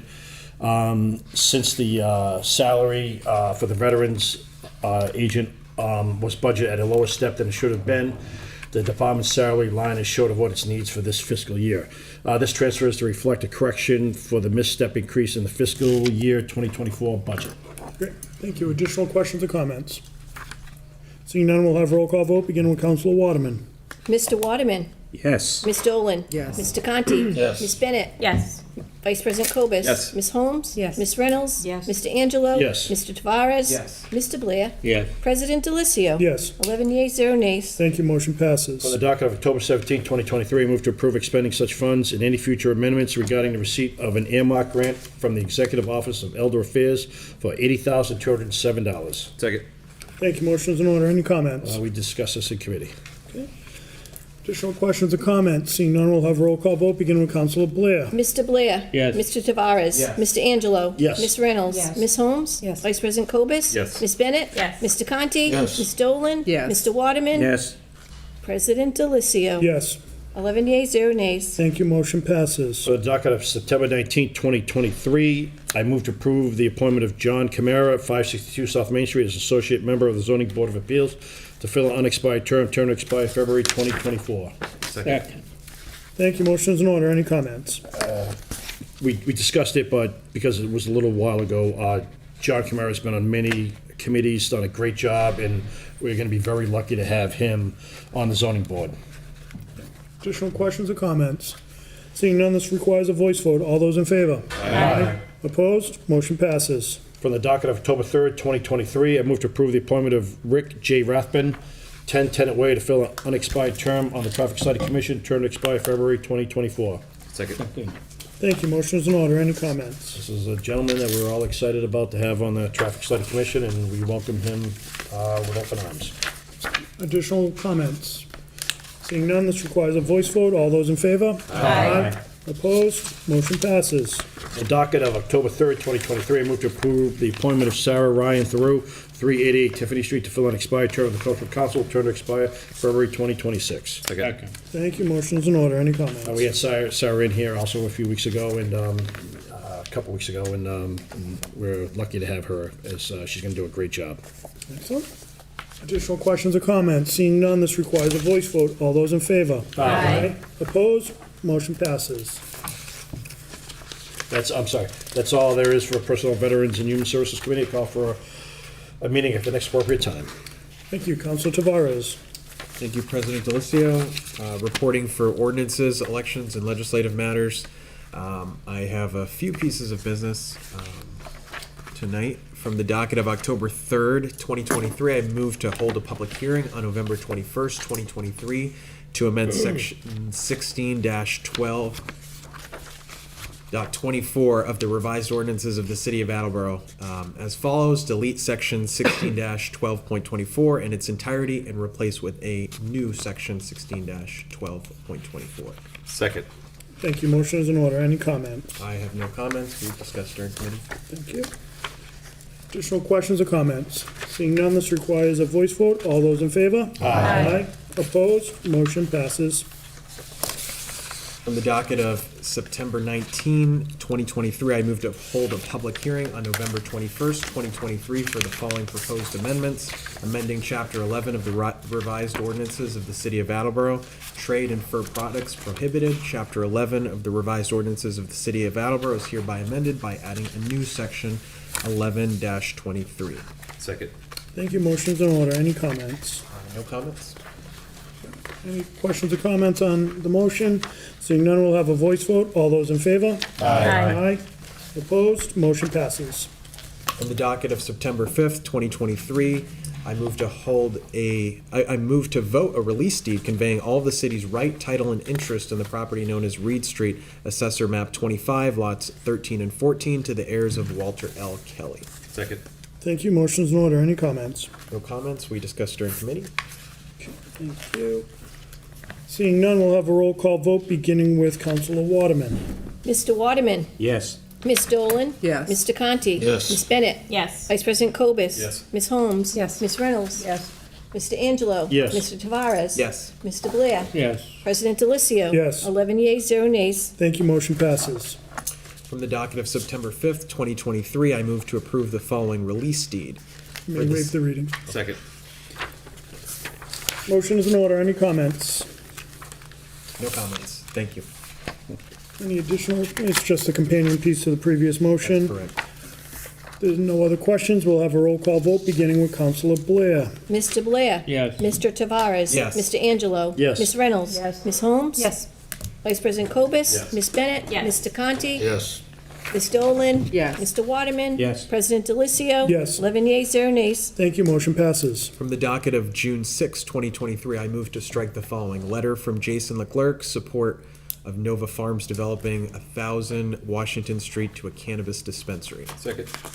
Thank you, motion's in order. Any comments? I have no comments. We discussed in committee. Seeing no other questions or concerns, we'll have a voice vote. All those in favor? Aye. Opposed? Motion passes. Final item from the docket of June 16, 2020, I move to strike the following letter from Mark Polakowski regarding change of hours at the city compost center. Second. Thank you, motion's in order. Any comments? No comments. Thank you. Seeing none, we'll have a voice vote.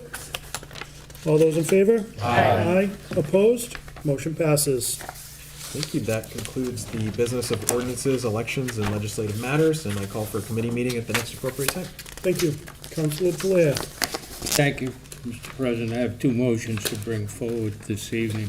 Excuse me. From the docket of October 17th, 2023, I move to approve the expenditure of such funds and also approve any further grant amendments regarding the receipt of the Green Communities Grant of $110,050 from the Executive Office of Energy and Environmental Agency Affairs. These funds will be used on weatherization projects at the Fire Department headquarters, Fire Department Training Center, Twin Village Fire Station, and a Park and Forestry Administration Building. Second. Thank you, motion's in order. Any comments? No, discussed it in committee. Additional questions or comments? Seeing none, we'll have roll call vote, beginning with Councilor Blair. Mr. Blair? Yes. Mr. Tavares? Yes. Mr. Angelo? Yes. Ms. Reynolds? Yes. Ms. Holmes? Vice President Cobus? Yes. Ms. Bennett? Yes. Mr. Conti? Yes. Ms. Dolan? Yes. Mr. Waterman? Yes. President Delicio? Yes. 11 yeas, 0 nays. Thank you, motion passes. Thank you. From the docket of October 17th, 2023, I move to authorize the city to enter into a contract with Comstar, a third-party ambulance billing company, for 1 year with 4 one-year renewals in accordance with MGL Chapter 30B, Section 12, Subsection B. The start date of the contract would be November 1st, 2023. Second. Thank you, motion's in order. Any comments? No, we discussed it. Additional questions or comments? Seeing none, we'll have roll call vote, beginning with Councilor Waterman. Mr. Waterman? Yes. Ms. Dolan? Yes. Mr. Conti? Yes. Ms. Bennett? Yes. Vice President Cobus? Yes. Ms. Holmes? Ms. Reynolds? Yes. Mr. Angelo? Yes. Mr. Tavares? Yes. Mr. Blair? Yes. President Delicio? Yes. 11 yeas, 0 nays. Thank you, motion passes. Have no other business this evening, thank God. Request the committee meeting at the next available time. Thank you. Councilor Conti. The Committee for Tax Abatement has no business to bring before the council this evening. Thank you, Councilor Angelo. Committee for compensation classification is canceled and call for a meeting at the next appropriate time. Thank you. There is no old business, there is no new business. I would entertain a motion to adjourn. Second. All those in favor? Aye. Opposed? We adjourn to 10 o'clock.